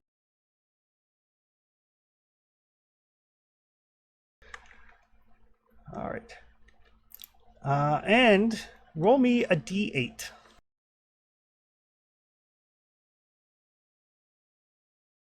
Can't be good. 5. Oh, 5 isn't bad at all. All right. So, Evelyn, you start to cast this spell, and I've described the spell previously, and it's very kind of arachnid oriented, so I won't go into details with it Thank for you. Anita. Appreciate it. But yes, as you start to cast the spell, and you start to kind of like weave this this pattern, and this, you know, the magic kind of flows out of you, and you know, starts to solidify. You guys notice that Evelyn starts to bleed from the nose and from the eyes, and Evelyn, you can feel this like running down your face. It feels like tears, feels like a bunch of snot. And then it kind of hits your lips, and you can taste the copper. Chris, the last time something remotely even related to this happened to Evelyn, she tried to kill us all, right? Uh-huh. I reach for my gun, but I don't pull it. Okay. Right. And from inside the walls, you guys hear popping sounds. Almost like a short burst of like popcorn from inside the walls of your hotel room.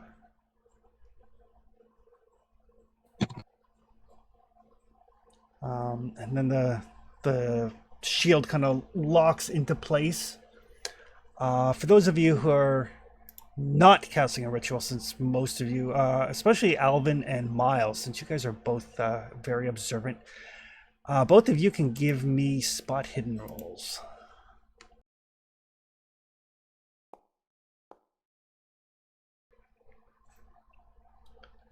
Hold on a second, my mouse is hiding from me.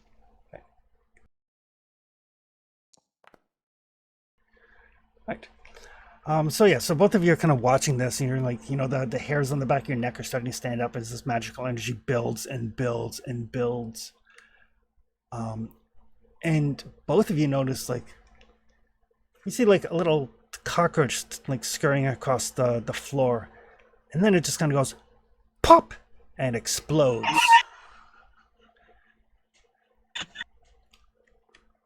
By explode, what do you mean? Because we have used this term to mean a lot of things in this game.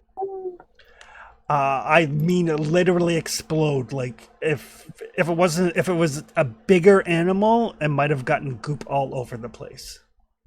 Like it literally explodes. Was it on our side of the barrier? It was kind of like as the barrier is coming out from Evelyn and kind of catches this cockroach, it goes poof. And then there's this dawning realization of what that sound in the walls meant. Ew! Ew! That's so gross. God. There is more life than you can imagine inside a wall. Ugh. I try not to think about it. And that popping sound, was it louder in the walls, or was it just cockroaches, or are we talking about like rats and crap? Seemed to mostly be like the same volume. Probably. At the very least, it does not seem to have affected any of you. None of you exploded. Well, not that we know of. I do not feel exploded. But again, this was on the edge of the barrier. Anything that was fully inside or outside does not get the popping. Yeah, it It's seems not a like new effect. right. It seems like as the barrier was expanding out from Evelyn and this power was building, it was basically just exploding things that it encountered.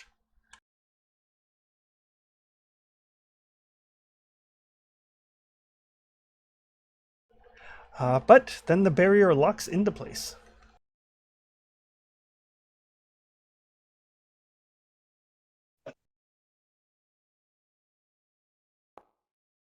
Good job, Miss Collins. I don't understand, says Alvin.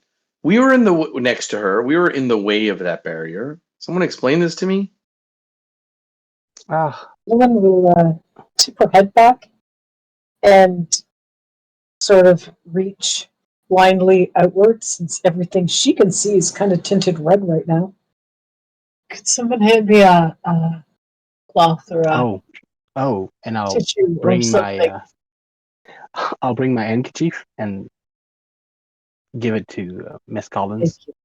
and offer my arms to guide her to a seat. I would appreciate it. Does it hurt at all?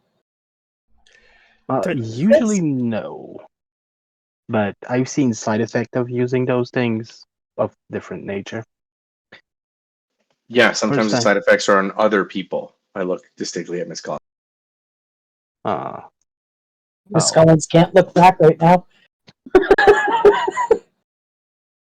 I think the the power from which this origins really don't like other bugs, so it might have killed all of them on the way.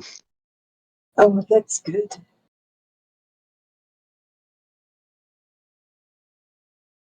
We should charge this hotel for the cleanup. Kill all of their bugs. That must be worth something. In one room. Oh yeah. You. That's disgusting. I don't like toast sticks. But yeah, it's not how I usually channel it and how it manifests, but it seems to be working. Just gonna. That's all that matters. I'm just gonna send a penny flying towards the wall to test it, Okay, yep, seems to be in place. and he does not like be destroyed by the wall or anything like that. Nope, it bounces off. Okay. I mean, you could make a strength roll if you wanted to try to break through it, but you're not going to. No. That's not like if the wall was just disintegrating things that it was going into contact with, I would have wanted to know. But it seems to just be. It would have made it hard to order room service. Well, we can't now order room service. We'll have to do with what food we have here for the night. But I still think we should take turn keeping a watch to know if something attacks tonight. Mm-hmm. Okay. Because if it doesn't, we can assume that either we've disrupted his ability to summon those things, or we assume we're dead. Or maybe he's dead, if we're very, very fortunate. Yes, I have doubts at this, but Girl can hope. I mean, if I have a line of sight while I have my rifle, I might take my chance at taking him out. And I probably am not the only one, so we could be lucky and somebody had that chance.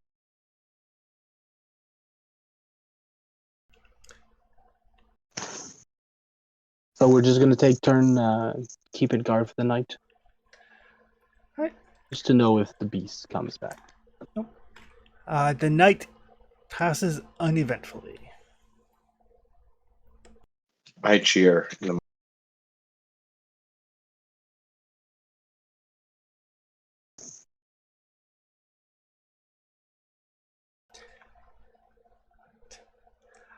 So yes, you guys get up in the morning. Uh, Tuesday, April 7th. You are 3 days away from the scrolls being translated. I postulate that we go to the bar to check if he has any information about what happened yesterday, or if we can speak with the Japanese man. Yes, both. And Absolutely. after that, I think our plan would be to try to see if we want to do something about Gray Island while One China acts over there. Start prepping that. I mean, if we can get transportation with them, that would be ideal. Yeah. And if they're doing anything over there, we can take advantage of that to do what we need to do. Mm-hmm. So that would be my plan for today. Alrighty. Anything else that anybody wants to do? Breakfast. Breakfast. Casual checking of the newspapers. There is talk about the fire at the warehouse district. Apparently, several warehouses caught on fire because the student rebellion is reaching a fever pitch. Oh my. I mean, if the students they took advantage of this fire as a sign that they should burn more, I'm all for it. And if it's just a fire that spread, well, shit happens.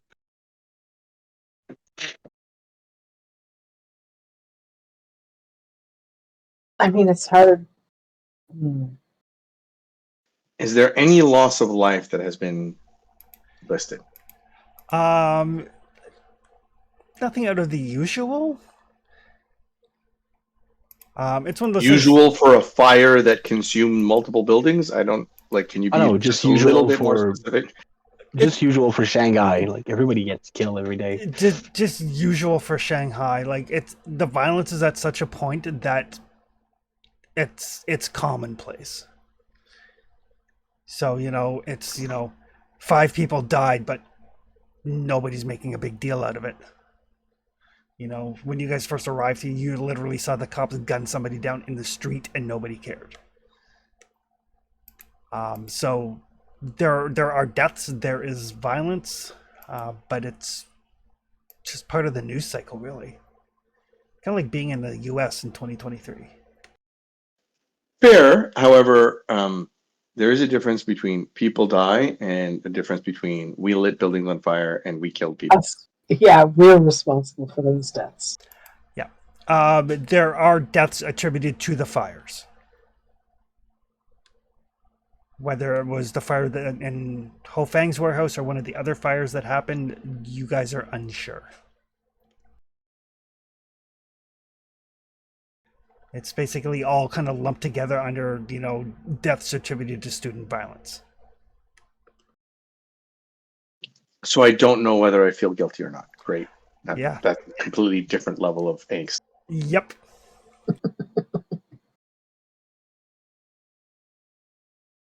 I use the power of willful denial, but I mean, I ran out of that. I'm basically trying to not deal with the magic stuff.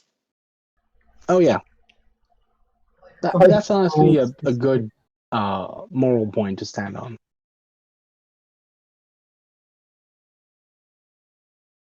Well,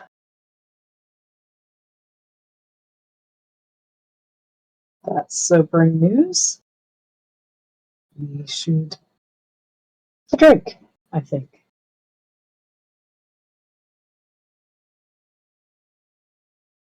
Well, let's curb off on day drinking till a bit later in the day, Afternoon, at least.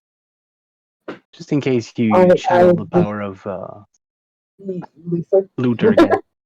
I think we should absolutely wait until afternoon. Yes, that's very Good. Although, I mean, at first glance, it does seem like it worked.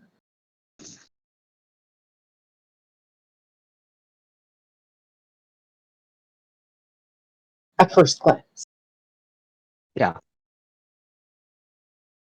At the very least, Ho Fang didn't come back while we were there. So he had to have been busy somewhere. And it wasn't with us.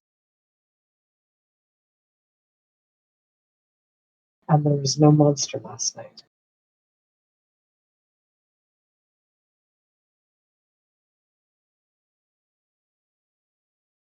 If Hofang died, we would know, right, Chris? Like, it'd be in the newspaper. It would probably be in the newspapers, yes. If they identified his body fast.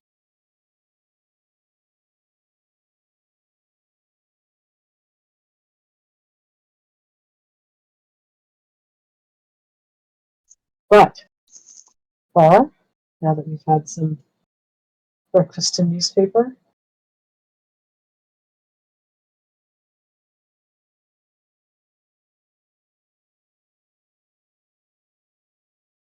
All right. All right. So you guys are off to the bar. We have back to the a top. sober breakfast and then to the bar. Okay. Perfect. So yes. So back to the Stumbling Tiger. You guys have been here many times before. Are you guys bringing your interpreter with you? I don't think I think he we likes have to. that place specifically, but we can have him stay close by in case we need him for something else. Okay. So yeah. So Fergus is there at the bar. The Captain Isoge is here as well. And he looks at you. And he's just like, kind of glad I didn't send more men. What happened? What happened? No idea. Nobody returned. Oh.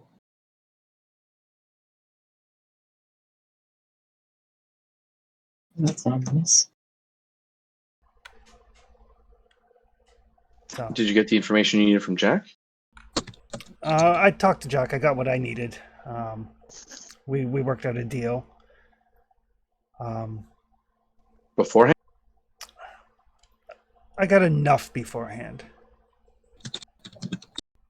But there's been no sign of him or my men since yesterday.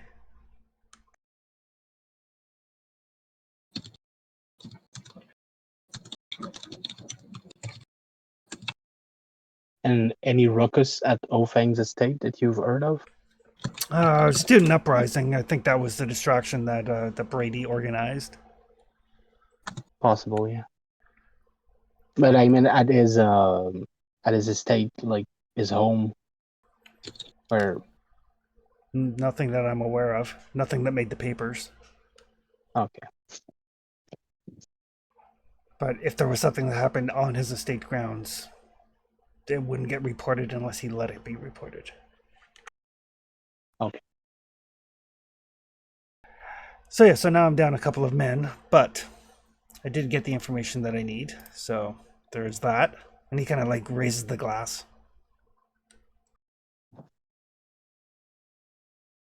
Does it change the stance of your organization towards New China?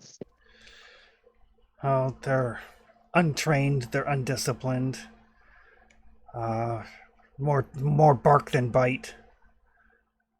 I don't think my people are in any real danger from them. They seem to be focused on other elements currently. So I think I'm good.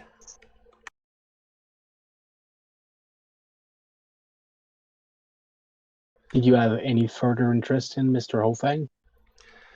I didn't really have any interest in him in the first place. He's a businessman, but I just want to make sure that, you know, my people here are safe. I've got enough information to ensure their safety, so.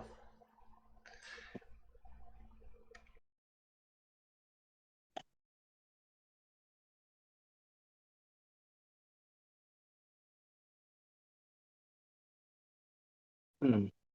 Thing from Brady.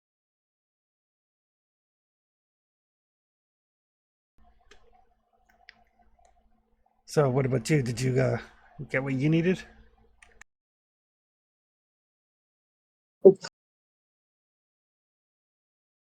We haven't heard from Brady either, so we don't know if he got what he was looking for.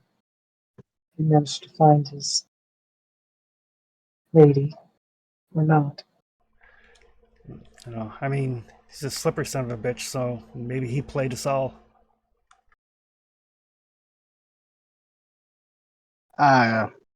Left without her. I wouldn't live that out. So, but I've had people looking for him, looking for my men. No sign of them anywhere. No reports of any of them getting on any boats or being seen at any of the places that would turn a blind eye to not ask too many questions. So I've got feelers out. If he's out there, we'll find him. But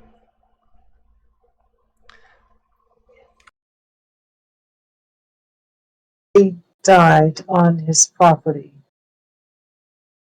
Who would he get to clean that up? I imagine he has employees for that.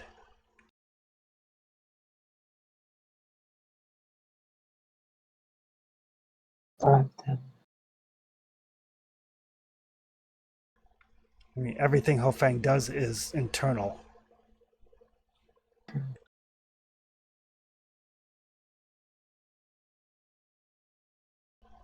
There's a reason. There's a reason he's rich and powerful. For now, I assumed Ofang believed us dead, so he stopped sending people to kill us. Well, good for you. I'd still feel better if he was stopped, but not within my jurisdiction for now. Yeah. Well. Yes.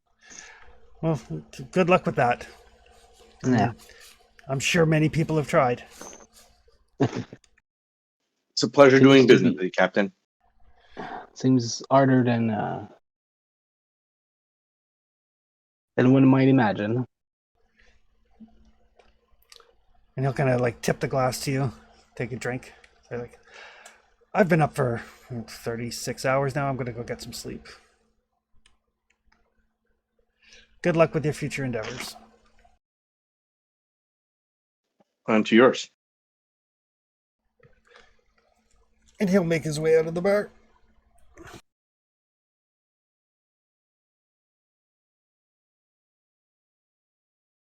I was thinking of asking him about Great Dragon Island, but I kept that to myself.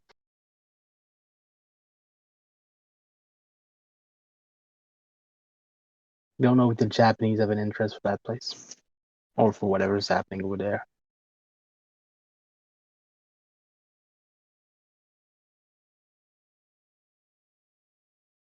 I don't know, but we're going to have to find out. Yeah. Once we're not around Taro anymore, Yep. we should go. Evelyn will just say to the rest of the group, we should go to the old man's house. Don't you think? Yes.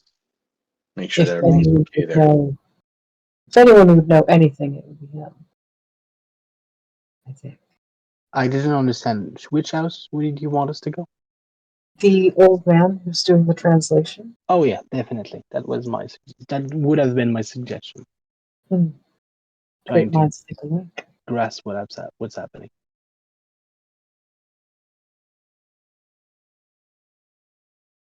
I hope he does not need rescuing, because that place sounds like a terrible place.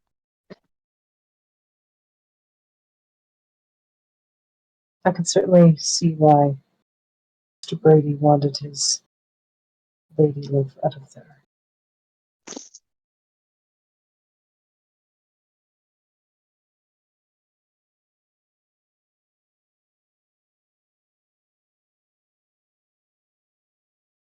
Well,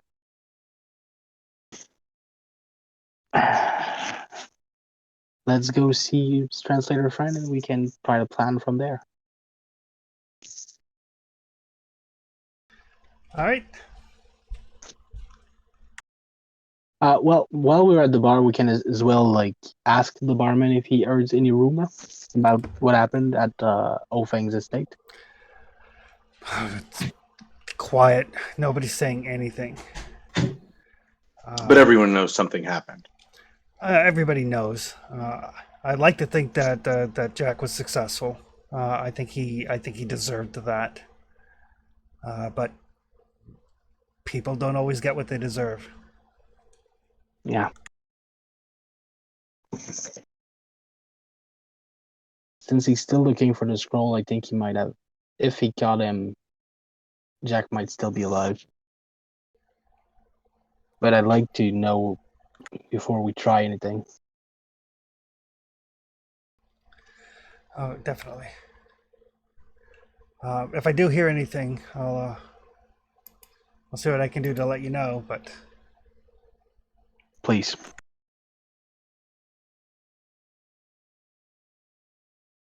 Do the people of New China come hang around here from time to time? sometimes Jack would bring them here, usually after a training session or something. Get a couple of drinks. But not generally of their own volition. Okay.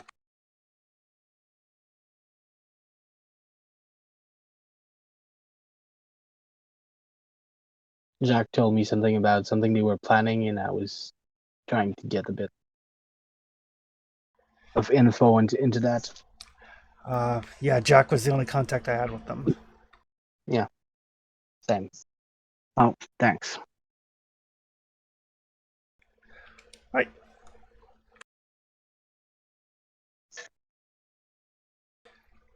So you're gonna go see Moo? Yep. Okay. Perfect. So yeah, his little house looks none the worse than words. Looks the same as it did last time. Being well aware of the traps and stuff that he has, you to make sure that he's aware that you're coming. You don't just kick in the door and get a shotgun in the face. Are the traps still enabled? He disables them to let you in, and then re-enables them when you enter.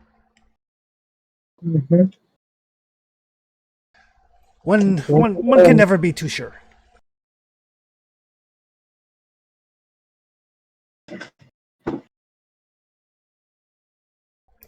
Come in, my friends. Would you like some tea? Ah, Yes, please. That would be I lovely. didn't say no. Excellent. You'll be pleased to know that I had a burst of energy, and I have largely translated what I believe to be the important parts of the scroll. Oh. And he looks like he hasn't slept in since the last time you saw him. Which was yesterday? Yep.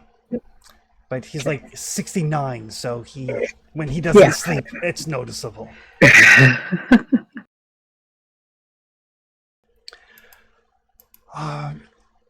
Jack was right. This information is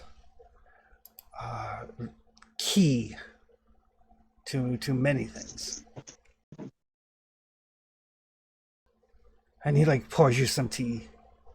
You have the feeling he's kind of drying out the big reveal.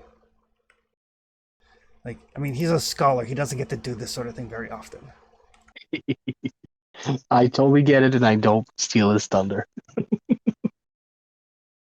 I'm just gonna check he's not in an angle to get shot by someone out the windows. Just before the big reveal. Yeah. No, he is not. He stays away from windows. I get it.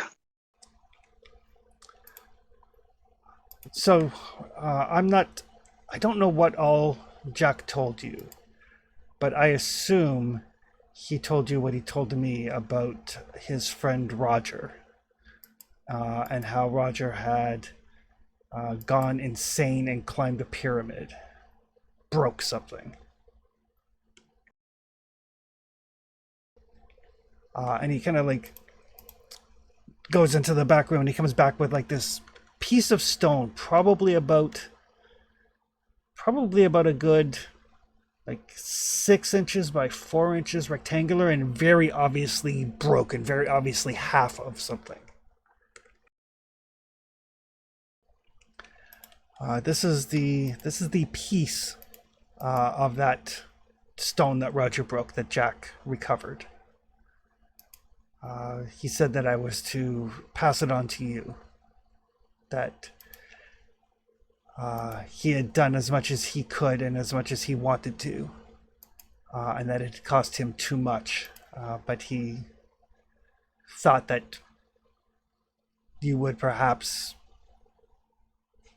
see to it that things that needed to be done would be done. And he'll like pass the stone over. And it is intricately carved. Looks vaguely like Egyptian hieroglyphics, but not exactly. And it looks like it is. The symbology is that of an eye.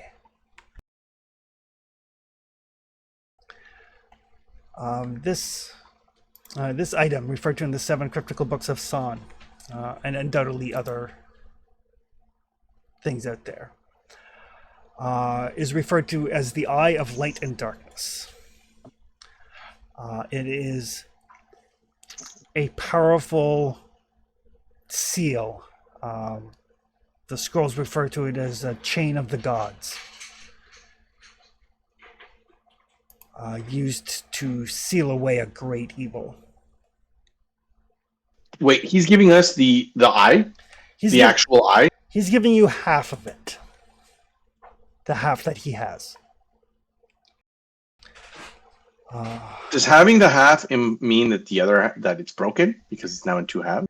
Yes, it was placed atop the Red Pyramid in Cairo, and Roger Carlyle broke it.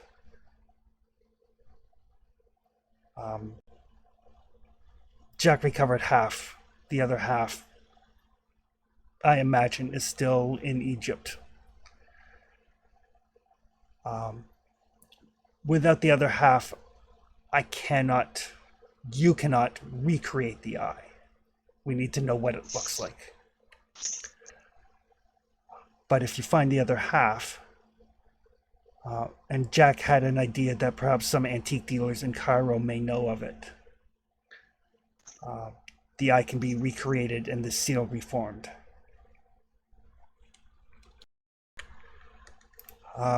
The seal itself is extremely powerful. It not only seals a gateway or a potential portal, but it protects the area for miles around from manifestations of evil. Does it do that while it's in broken form? No, it must be reforged and activated. The scrolls explain how to do so. But without knowing what it looks like, the scrolls are useless.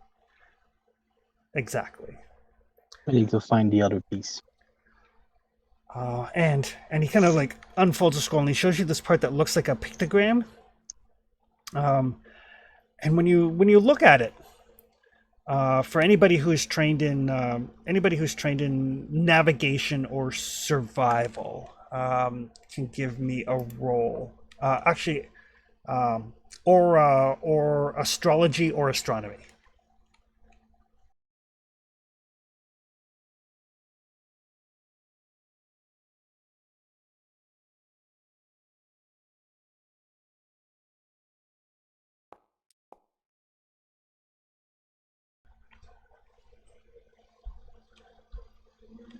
Those things. It's a cult. Actually, I would say occult would work too.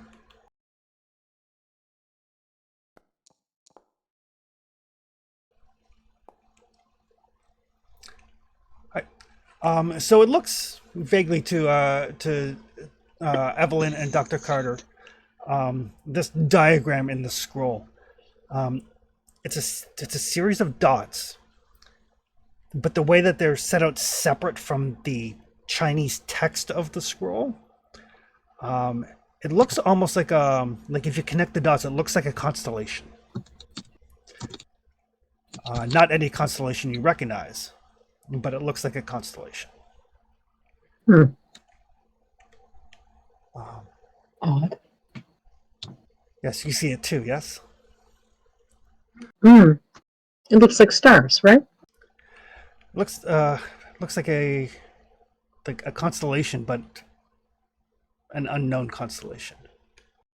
It's Mm-hmm. trying to indicate the place where the sky could be seen like this, or a moment where the sky would align like this. See, I thought this. I thought the very same thing.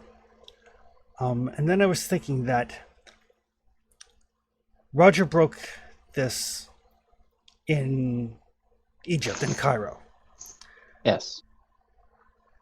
And Jack told me that the Carlisle expedition um, was in Kenya, and one of the members of the expedition is here. And one of the, Yes.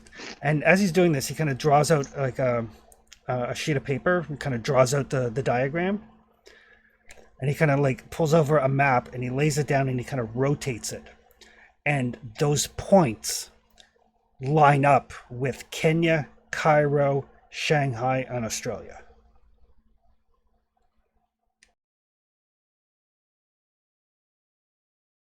Hmm. I believe these sites are important for what the expedition wants to do. Might be all the places they want to do their ritual. Is there a point missing? Like a future point? Not that I know of, not according to the scroll. So there was one in okay, one in Cairo, one in Ear, one in Australia. What was the fourth one? Kenya. Kenya. So England was not critical. New York was not on it either. No. It is perhaps those are like lesser stars, just as some constellations have like a major and a minor. Perhaps those are of less import. Oh yes. But So if Alvin is scratching his head. So you mean the stars are on the ground?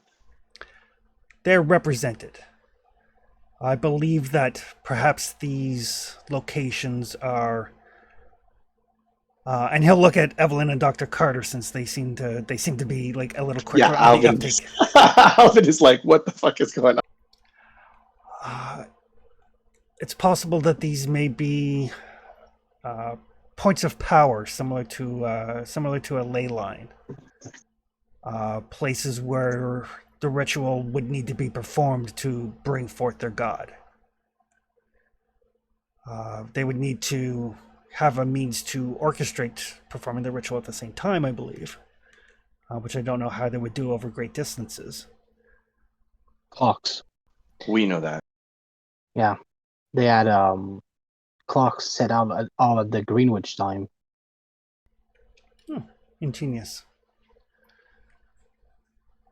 But that means that if we could stop the ritualist here, it would be of greater importance than the one we stopped in New York. Yes. Do we know what the ritual is? And can we Uh, just show up and stop it? Because there seemed to be an implication that we couldn't just show up and stop it. I believe you would need to stop all of them.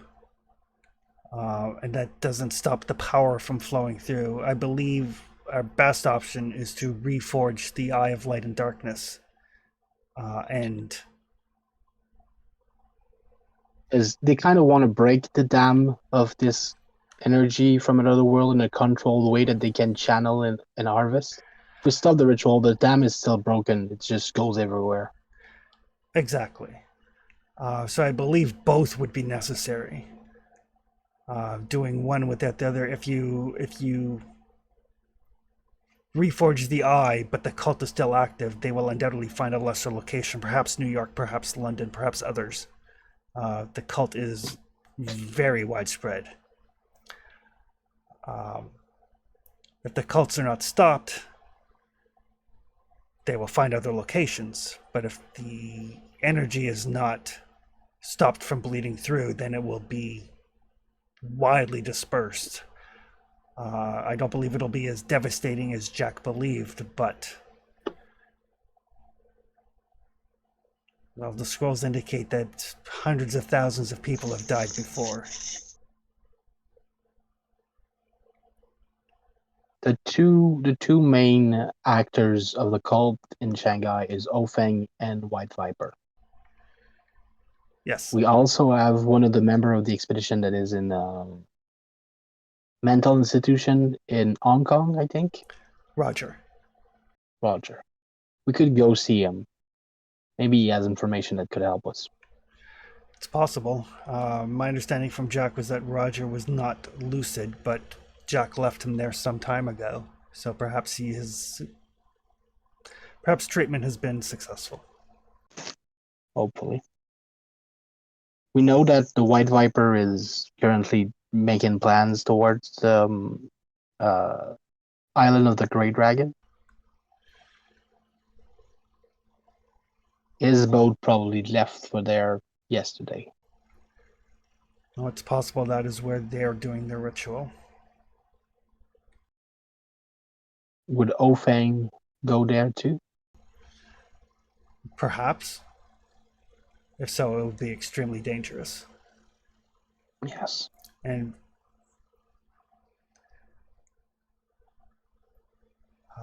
but I can show you how to reform the eye and how to seal a location should you be able to do so.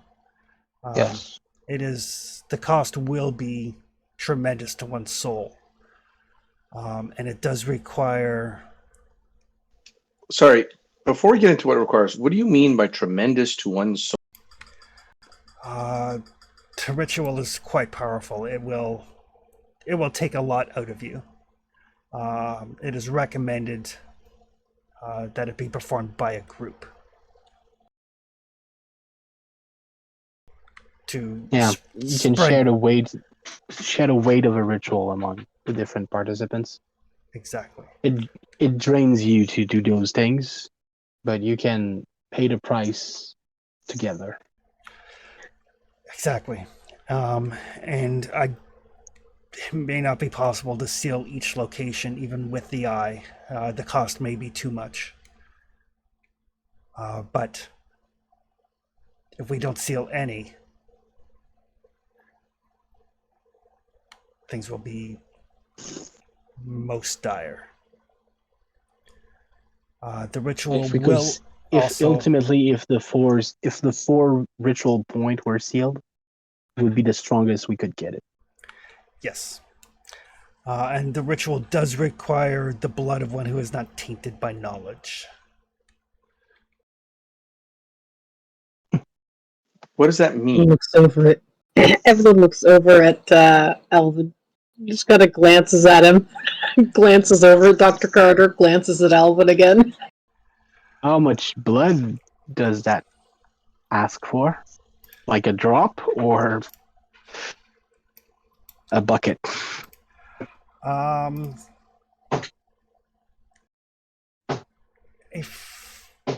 fairly small amount overall.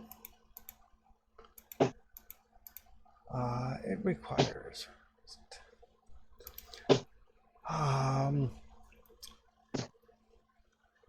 it requires the blood of an innocent, used to fill the eye of the pupil once per hour until dawn.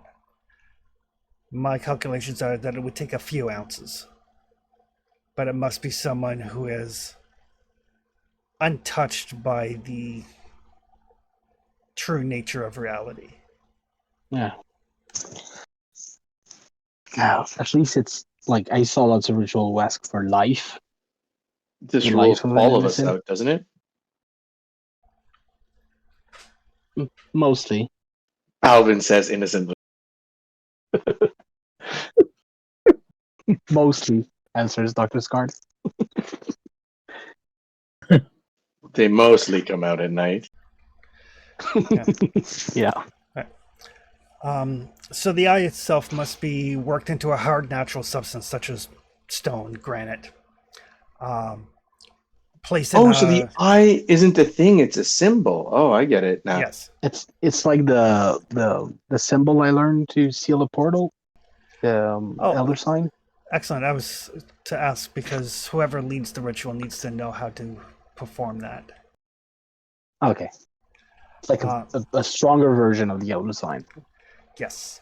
The eye must then be fixed on a high place in the area to be protected. Must be created in the afternoon before the full moon rises, and at moonrise, the blood of the innocent must be used to fill the pupil once per hour until dawn.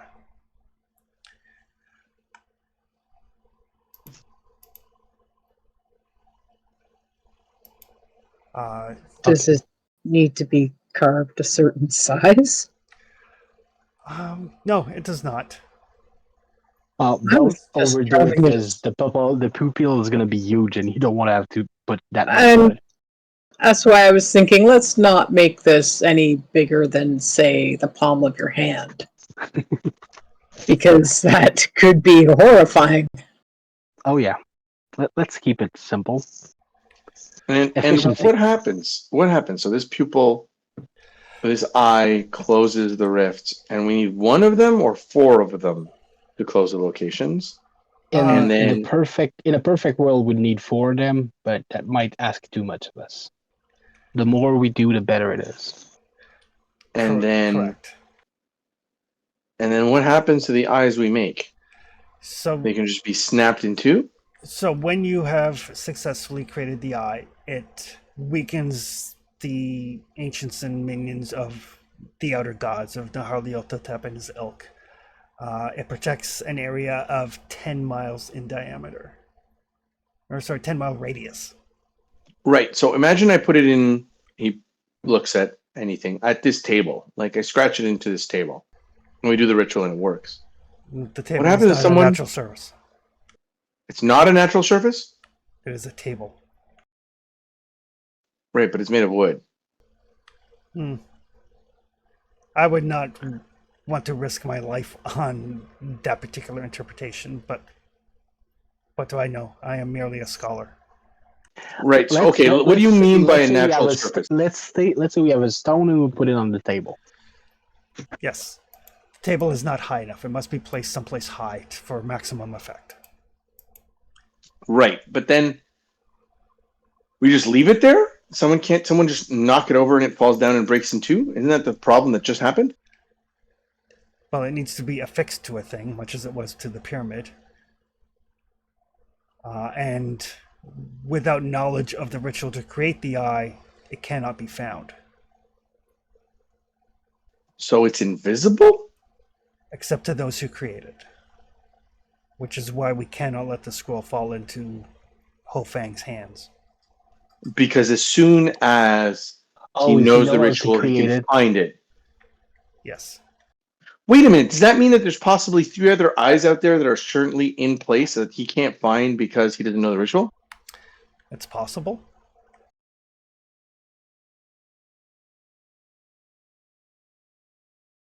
Okay. Is there still things that you need to translate on this roll? I don't believe so. I believe that is the important information. So we learn the ritual and burn the scroll. It is an ancient artifact. And should we fail, we need someone else to be able to pick up where we failed. And that. I get your point, Alvin. Like, I'm trying to find a balance between keeping it safe and making I don't sure disagree with you. There might be somebody out there with bad intention who knows the rituals, and if we fail, they will be able to go about doing all of this unimpeded. I understand that. However, Ho Fang is looking for this scroll.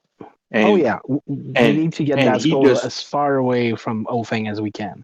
Well, more importantly, he's looking for this scroll, and he has the ability, and I don't know how magic works. He has the ability to find us.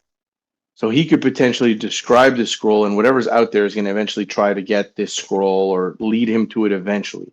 So if we put the information on something that is not this scroll, doesn't that work? I believe that would work. But if he could find the scroll, he would have. Like he hasn't been able to find the scroll so far. So far. I mean, he got his hands on it. Just someone stole it from him. And I believe your friend here is correct. It would not be the first time that a tome of knowledge was translated into another medium.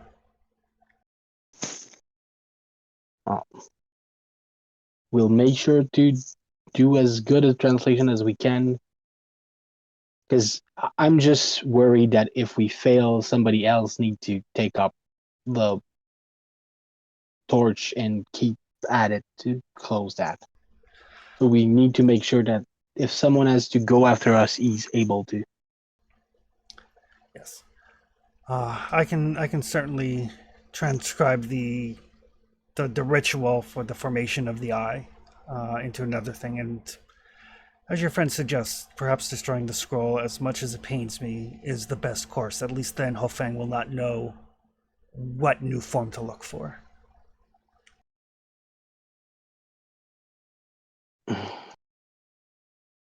I hate it.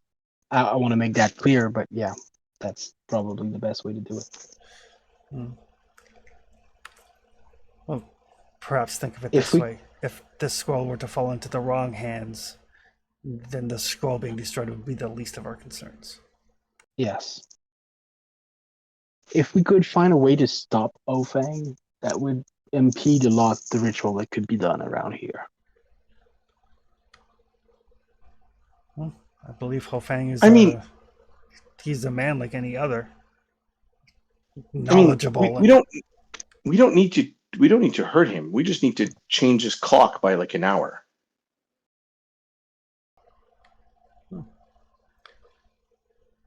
Yeah, it's easy to spot. The large clock that we found in New York. Am I wrong? If he does the ritual at the wrong time, that doesn't count, right? It's not a goal. Yeah. I just feel more comfortable if nobody was able to do the ritual. And not able to send more hunting order at us. Hmm.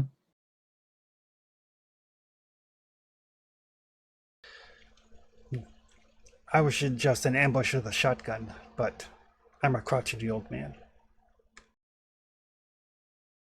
Like I said before, if I get a line of sight on him while I have my carbine,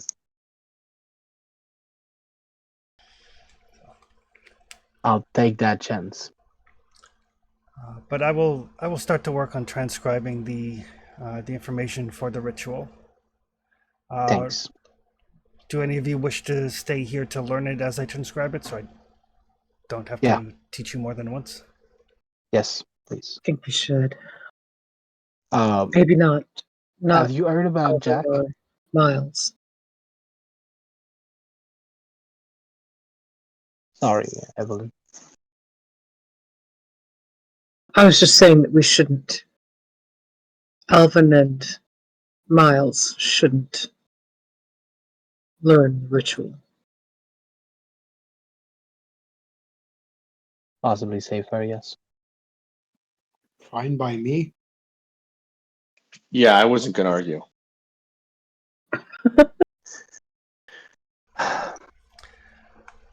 Have you heard anything about Jack? No, he was set on either rescuing her or dying. I hope Yeah. for the former, I fear the latter. Yeah. I'm afraid of the third option, which is him being captured by Ofang. All the more reason to get this done. Yes. Yes. Okay. And we'll find a solution for the Great Dragon Island afterward. But we'll start with this. So Mu will take the time to, like, as he kind of transcribes out the ritual, occasionally complaining about the destruction of the scroll, but understanding the necessity. And he explains that it has to be worked into a hard natural substance such as granite, and then fixed in a high place in the area to be protected. The protection extends for a 10-mile radius. So we don't need to put it at the site of the ritual. We can put it 3 miles away from the ritual and we'll still stop it. Right, as long as it's up high. The eye has to be created in the afternoon. And then when the full moon rises, so the full moon is important, the blood of an innocent, which in this system means someone who does not have the Cthulhu Mythos skill, must be used to fill the pupil of the eye once every hour until dawn. So the ritual takes from moonrise until dawn. There's a chant that goes with it. From everybody who is participating, and not necessarily with their knowledge, every hour it takes 5 power from each participant until it reaches a total of 100. What happens if you don't have enough power to reach 100? So, if anybody's power drops to 0, they die. Which is why it's suggested to have a group. If the power is not accumulated before dawn, the activation fails and all the leech energy is lost, and it must be started again from scratch. Which means 28 days later. Yep. However, if enough power is gathered within the time limit, then when the moon next rises, the pupil is activated and it glows. The symbol cannot be removed by physical or regular magical means. Those who created it, and only they, can see a nimbus emanating from the eye.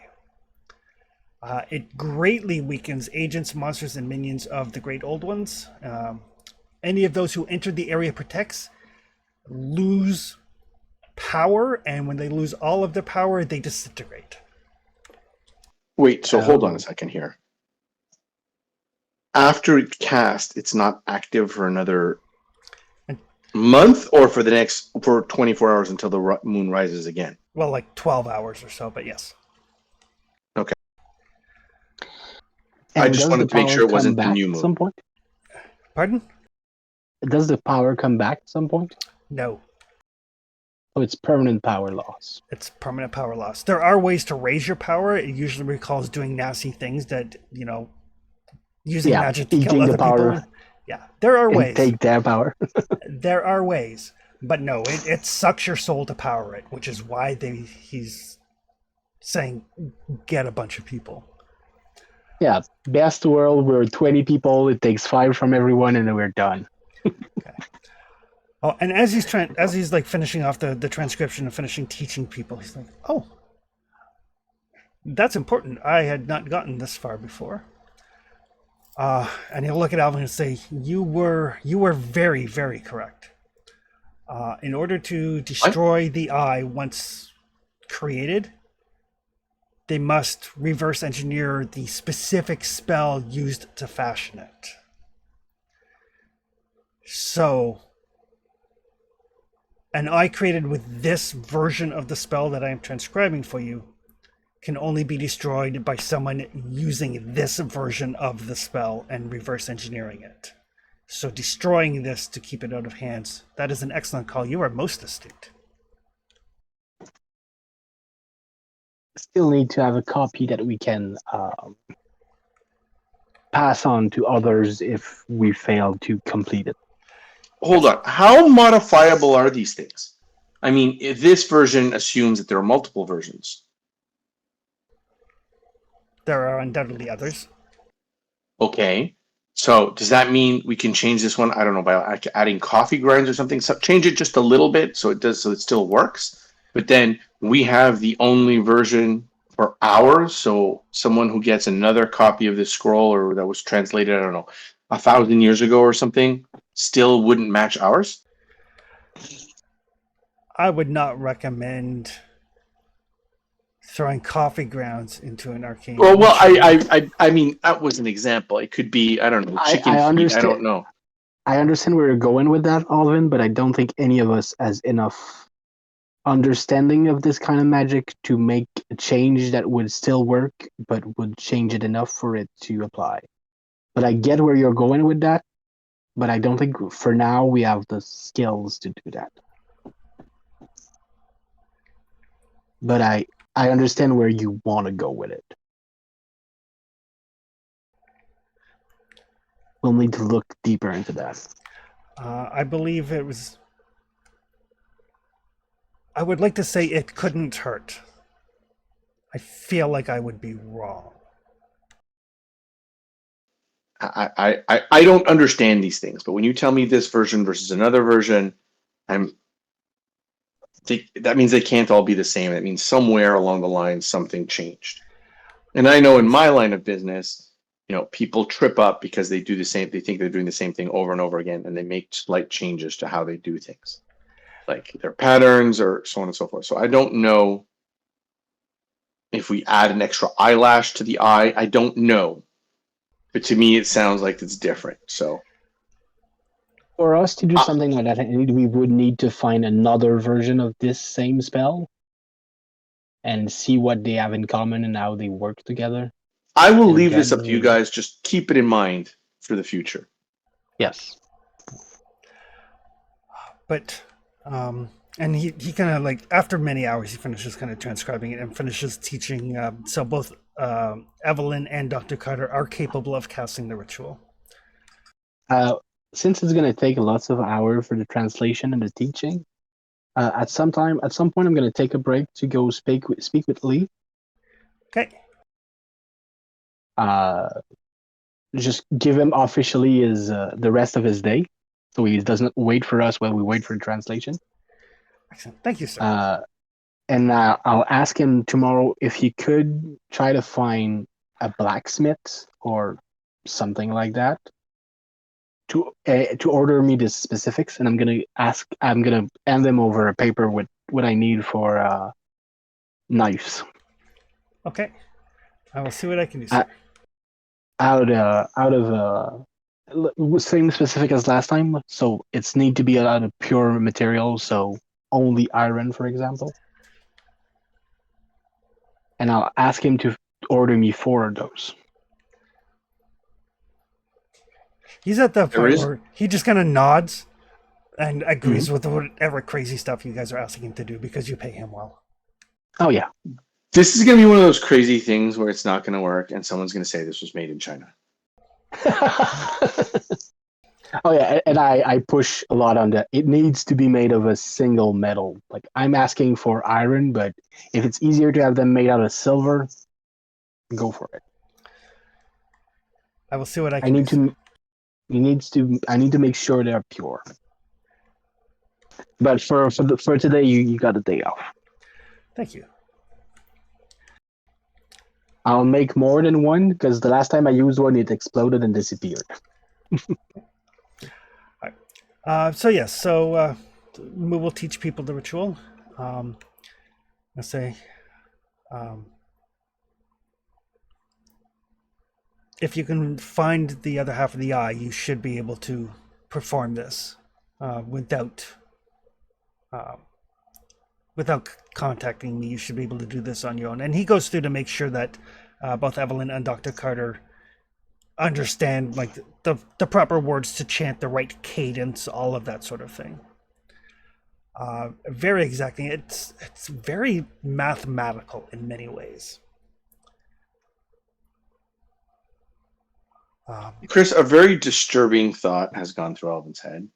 If Hofang gets his hands on this guy, he could force him to tell him the ritual, right? He could.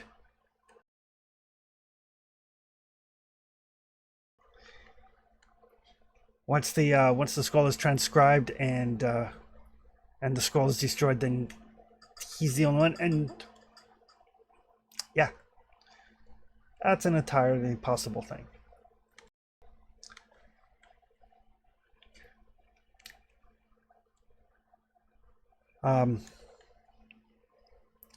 Good luck.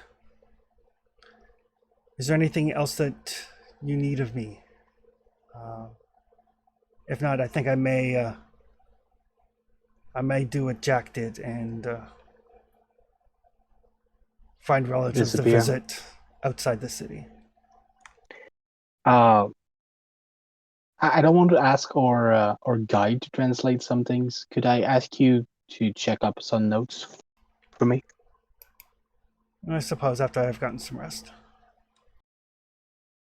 A few things from Ofeng's um, warehouse. I can certainly take a look at them. Thanks. Just gonna leave you had some manifest that Alvin snatched up, and some papers that we took in the room that were in Chinese.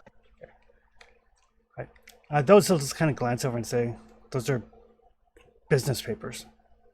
Okay, just making sure I didn't add something more than what it seemed. That's what I expected, but Yeah, he just kind of glances at them and says, like, they're Hofeng's mundane business. okay, good. I'm sure he will mourn their loss, but Yeah. This is because of the Dark Mistress. It's with the ship that the White Viper used to go to Great Dragon Island. If it was mentioned in the manifest, it could have informed us on what he took aboard. he'll kind of glance and say, a shipment that had arrived from England. 6 crates. Huh. That was loaded back on his in his boat. Yes, that's what was loaded onto the Dark Mistress. Oh, okay. Good. And I don't think any of the other books we had for the Cthulhu Mythos book were in Chinese. No. Good. Wouldn't have wanted to miss the opportunity to get a read on those. But yes, long into the evening, basically spending the better part of the day with this man, as he transcribes the ritual, teaches it to Evelyn, teaches them to Dr. Carter, and you guys are coming to the dawning realization that not only is Hofeng a danger to you, but as you know, Alvin thinks to himself, it would not be beyond Hofeng to kidnap this man and torture him into getting the ritual. And you guys will need to decide what to do with Hofeng, probably sooner rather than later. But with that, we will call this session to a close. You guys can ruminate on what to do about Hofeng. Thanks a bunch, Chris. Lots of fun. I need to drop, but can you do the sanity regain? Yeah, I will click it over to the development phase, and people can roll for their luck gains.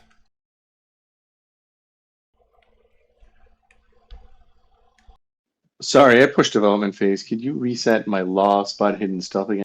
Yeah, I'll reset those for you later. Thank you. So far, I have succeeded at the roll of 5 different skill in this chapter.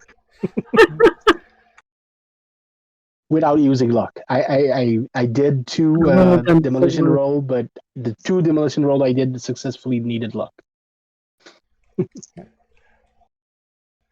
No luck for me. Well, you have 86. Yeah, I do. I have lots. I was at 11 luck. I'd like some back, please.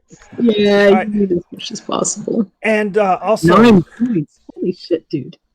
also, now that you guys know that there is actually a way to stop or at least minimize what is coming down the pipe, everybody regains or gains 3 sanity points.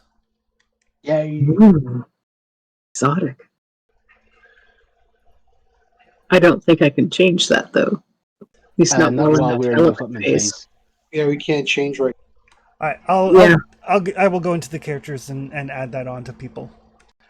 Oh, Go ahead. I was gonna mention something for Yorick about character sheet sizes Yes. because I had clicked something and suddenly my character sheet was like half the size it used to be. Oh, the summarize button, I guess. Yeah. I don't know how we choose which skill to show. I think it's all the skill I have raised before. Maybe that could 'Cause be. It's not the most useful skill in Cthulhu, but like all the skill I have put point in appear when I summarize, and those one are all accessible when I'm on tablet. I am on computer tonight, but Gotcha. but Yeah. I Sometimes you need only to roll get like something else. I have archaeology, I have swim, climb, jump. I assume you don't have those. Alvin is so sane. Oh yeah, Right? the fact that he didn't take any points in in Cthulhu Mythos His sanity, might actually be the key to our salvation. it might be. He's got a 96 sand. I think my max Holy. sanity right now is 69. Yeah. Perfect.